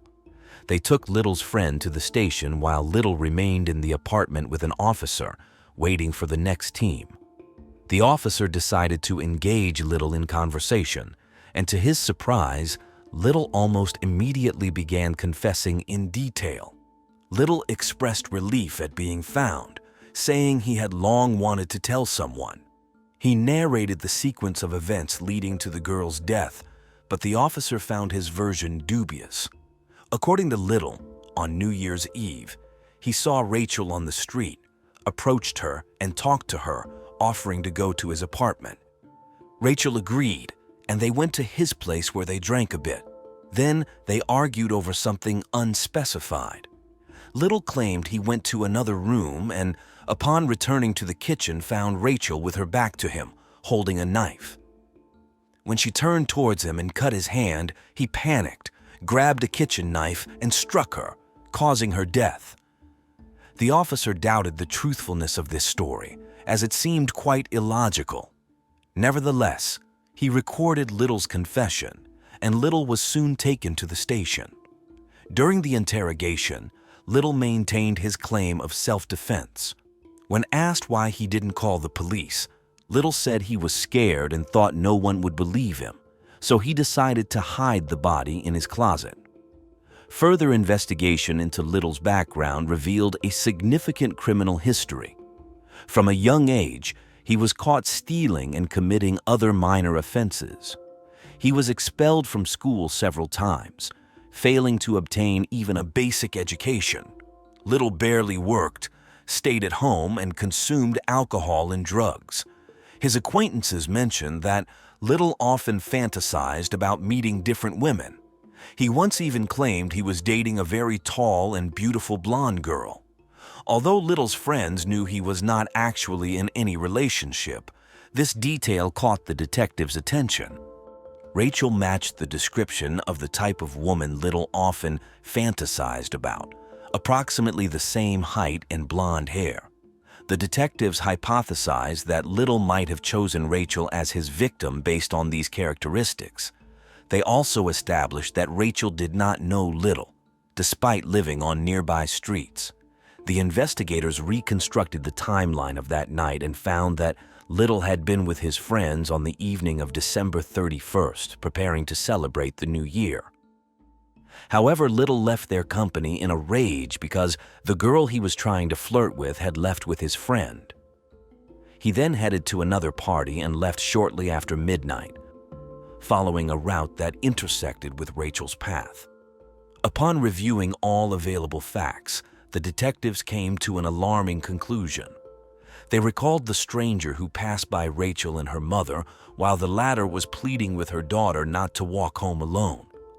The police suspected that this man was Little, a theory indirectly confirmed by surveillance camera footage.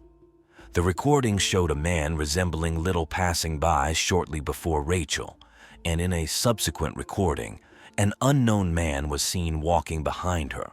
If this man was Little, he must have stopped somewhere to wait for Rachel to pass and then began following her. This scenario contradicted Little's own story. Further contradictions emerged after medical experts presented their report. Rachel's body had 27 stab wounds inflicted with great force, and she had no defensive wounds, contrary to Little's claim of a fight between them. Additionally, some of the wounds were inflicted from behind and no cuts were found on Little's hands. These facts unequivocally indicated that his story did not match reality. Based on all the available data, the detectives formulated a more plausible version of events. On that night, Little, feeling spurned from being rejected at the first party, passed by Rachel's mother's house. Hearing part of their conversation, he understood that Rachel would be walking home alone. She fit the type of woman he fantasized about, so he decided to attack her or try to talk to her. He advanced a bit, stepped off the main street and waited for Rachel to pass, then began following her. The situation could have developed in two scenarios. Either he attacked her immediately or attempted to flirt with her.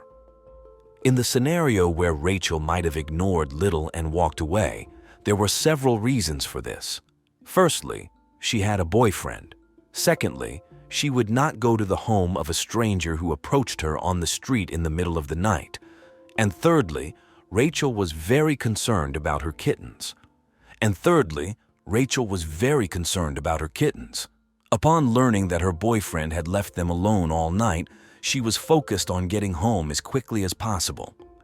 The most likely scenario was that Little attacked Rachel when she was close to her home and dragged her to his apartment. Criminologists found evidence supporting this theory.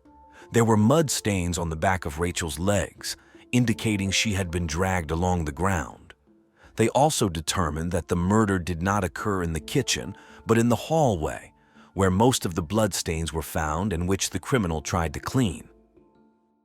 Despite all this, forensic experts determined that Rachel had been sexually assaulted and Little's DNA was found on her body. This indicated that Rachel could have been dead by the time these events occurred.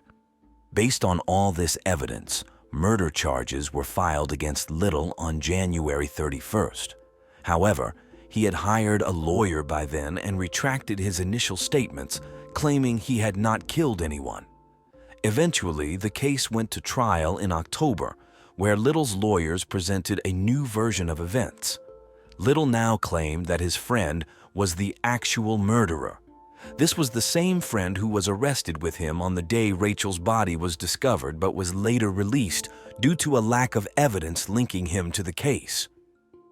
According to Little, he returned home early in the morning and found his friend and Rachel there. He claimed his friend had met Rachel and decided to go to his apartment because he had the keys. The three of them drank together, and then Rachel and Little went to the bedroom and had sexual relations. Shortly after, his friend burst into the room, angry, feeling sympathy for the girl, and enraged upon discovering their relationship. He grabbed a knife and stabbed Rachel multiple times, then threatened Little. Little demanded that his friend help him clean up the blood and never speak of what happened. Otherwise, he threatened to kill not only Little, but also his loved ones. As one might expect, no one believed this story. It contradicted the evidence and common sense. All indications pointed to Little as the real murderer, with no evidence implicating his friend. The trial concluded fairly quickly since the defense could not present any evidence to refute their client's guilt. As a result, Little was found guilty of murder and sentenced to life imprisonment with the possibility of parole after 25 years. If his parole application is approved, he could be released at the age of 58. Rachel's murder was a devastating blow to all her family members, but her older sister, who suffered from diabetes, was particularly affected. The stress of the situation severely impacted her health. After a long struggle, she passed away in 2010, and her family blames Little for her death as well. Thus, the actions of this criminal led to 2 tragic losses. In Kern County, there are many murders each year, but the murder of Yvette Pena in a Bakersfield motel caught the public's eye and became especially infamous. This tragic event occurred in 2011 and was shocking in its brutality. What made this case even more remarkable was the individual who confessed to the crime, a merciless man covered in tattoos. His chilling demeanor and the gruesome details of the murder captivated and horrified the community. Born on March 7, 1988, in Bakersfield, California, Jaime Osuna's early life unfolded in a tumultuous manner. His mother, Michelle, was just 19 years old at the time, while little is known about his father except that he was 21, rebellious, and undisciplined. Jaime's father displayed abusive tendencies toward Michelle from the start, even resorting to kicking her in the stomach while she was pregnant with Jaime. This cruel act left lasting harm on Jaime, even before he took his first breath. Some speculate that this incident may have contributed to Jaime's ear malformation and potentially impacted his brain development. Recognizing the abusive nature of her husband, Michelle made the courageous decision to divorce him. Soon afterward, she met Jeff, a man with whom she felt an instant connection, and it appeared that Jeff would step into the role of Jaime's new stepfather.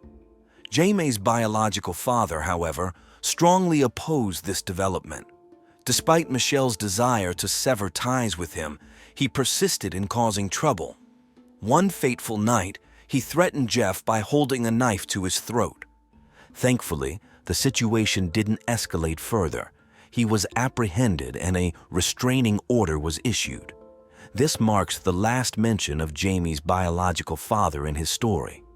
Shortly thereafter, Michelle married Jeff, and they began cohabiting with Jaime and his brother, who was 2 years Jaime's senior. This is where the story takes a dark and troubling turn. While Jeff desired Michelle, he seemed less enthusiastic about assuming the role of a stepfather. Regrettably, this resulted in a period of misery for Jaime, while his older brother was somewhat spared, having gone to live with their grandparents once they became aware of Jeff's abusive behavior. It remains unclear why Jaime wasn't also taken in by his grandparents, but it seems that they declined to care for him, leaving one to wonder why they would reject a 3-year-old child. It's important to note that Michelle also made the choice to prioritize her relationship with Jeff over the well-being of her 2 young sons. Jeff's abusive actions were well documented through accounts from Michelle, Jaime, and records from hospitals and law enforcement agencies. On one occasion, during a road trip with Michelle and Jaime secured in a baby carrier in the back seat, Jaime's crying provoked Jeff to a point where he began shouting at the child. Shockingly, he then threw the baby carrier out of the moving car. Fortunately, the baby carrier landed safely, and Jaime displayed no visible injuries. However, Subsequent examinations revealed severe brain damage that could have resulted from this traumatic incident. Around the age of 5, another distressing incident marred Jamie's already tumultuous childhood. He accidentally spilled some juice on the floor, which infuriated Jeff. In a fit of anger, Jeff grabbed a belt and began to mercilessly beat the young boy. This time, Michelle intervened by calling the police. Jeff was subsequently arrested on charges of child cruelty due to the visible marks on Jamie's body. However, the charges were relatively lenient and, disconcertingly, Jeff returned home just 10 days later, with Michelle still standing by his side. Even after they had their own children, Jeff continued to mistreat Jamie, depriving him of proper meals and sometimes serving his food on the floor. Jaime increasingly felt like an outsider in his own home. Michelle, though aware of her past mistakes, found herself unable to rectify the deep-seated damage that had been done. At the age of 12, Jaime finally managed to escape the clutches of his abusive household and went to live with his grandparents. Everyone had come to realize that Jeff's mistreatment of Jamie would not cease. It was during this time that they began to notice the emotional numbness that had gripped Jaime from a tender age. Michelle described it as if his soul had been torn away, leaving him apathetic towards everything and everyone around him. This period marked the onset of Jaime's disturbing behavior. He began cooking animals in a nearby forest, and in the absence of anyone at home, subjected his own pet cat to chilling ordeals, locking it in the refrigerator and even the oven. He also turned to self-harm, as it seemed to be the only way for him to feel something, anything, in a world where he felt utterly numb. At the age of 15, Jaime took a dire turn when he brutally stabbed another boy, leaving him gravely wounded but fortunate to survive the ordeal. This criminal act led to Jaime's incarceration in a juvenile correctional facility, where he would spend the next 4 years.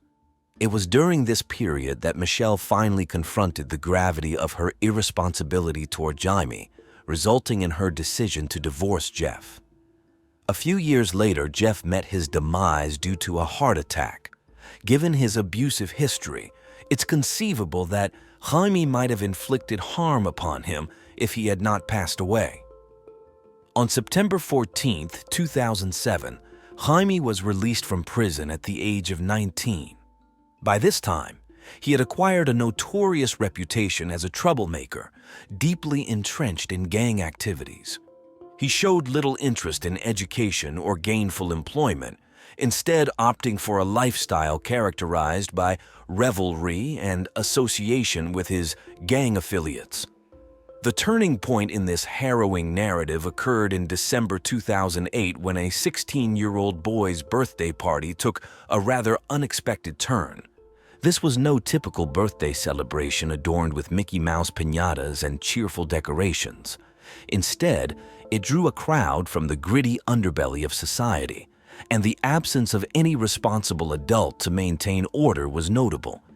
This unconventional gathering had been organized by the birthday boy's mother, who was known for her laissez-faire attitude. Joelle Castellano, a 37-year-old single mother of 3, played a central role in this intriguing tale. She decided to host a party for underage youths, which, while undoubtedly irresponsible, didn't spell the end of the world.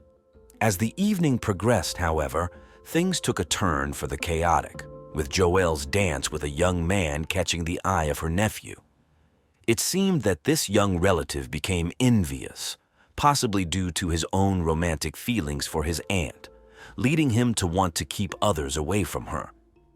In his quest to intimidate the young man, Joelle pointed to Jaime, who, despite not yet having the distinctive facial tattoos he would later acquire, stood at around 5'3".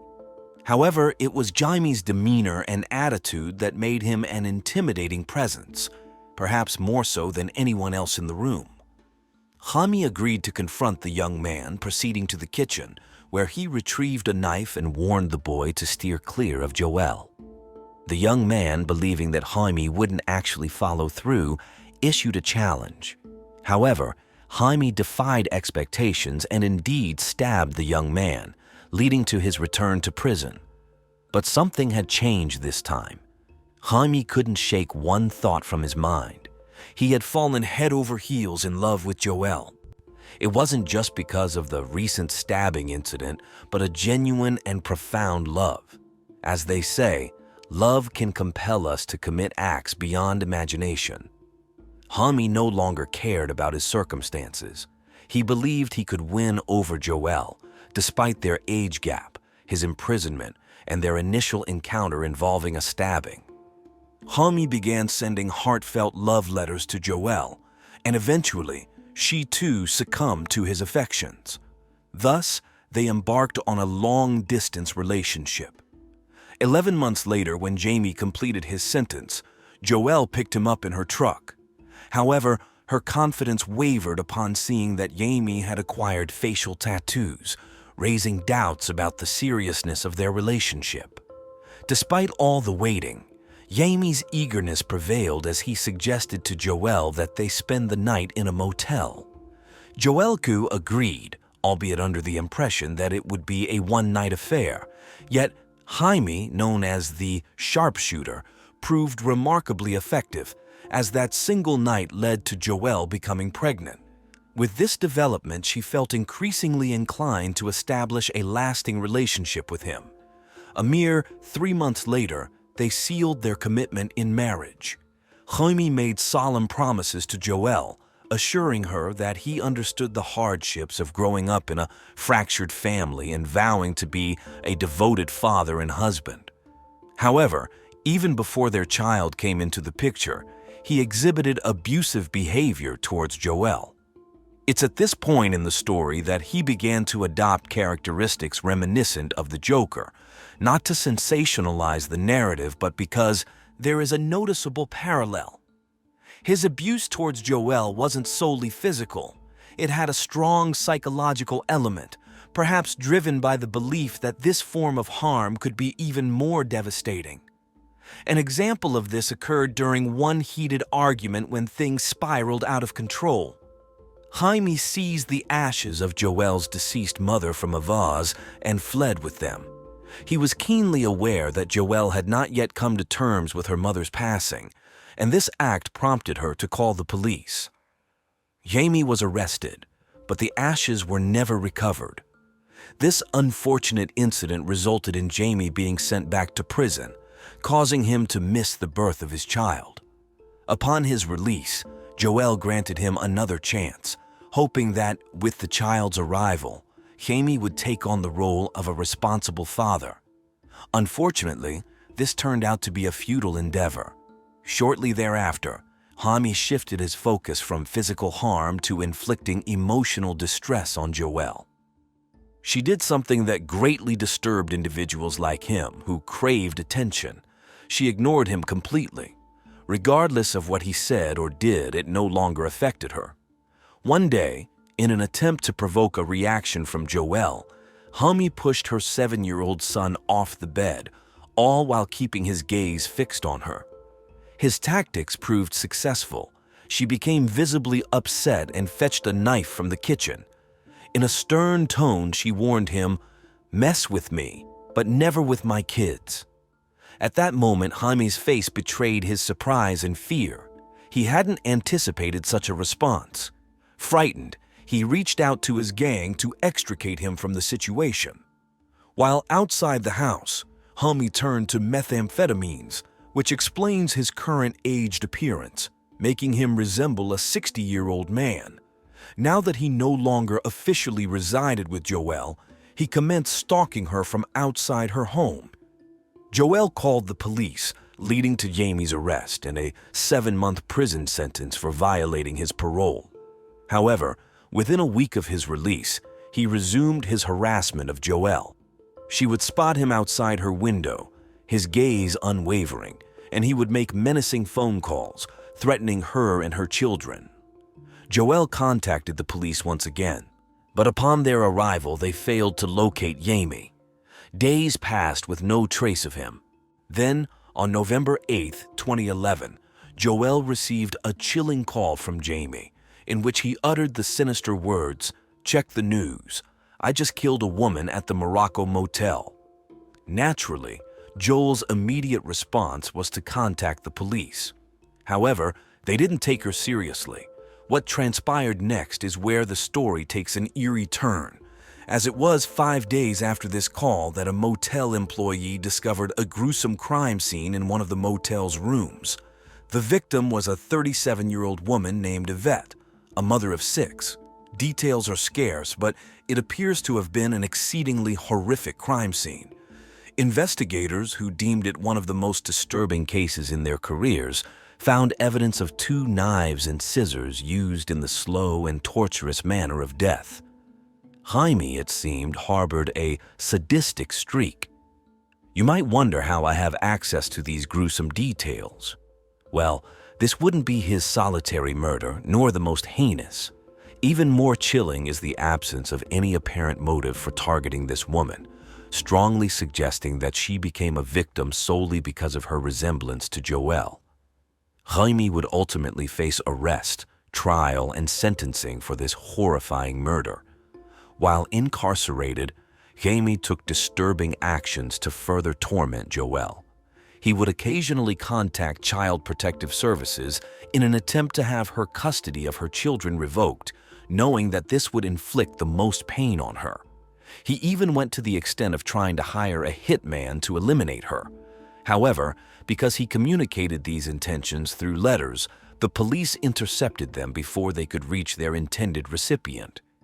These actions only added layers to the mask he wore, a facade he maintained to feel something, a desperate attempt to fill the void he had experienced as a child. The trial for the murder of Yvette dragged on for 5 years, during which Jamie displayed no remorse whenever he appeared in court. He would even wave and laugh at the victim's family. This extended trial was a result of Jamie's refusal to confess. It's worth noting that he managed to prolong the trial for more than half a decade by remaining silent.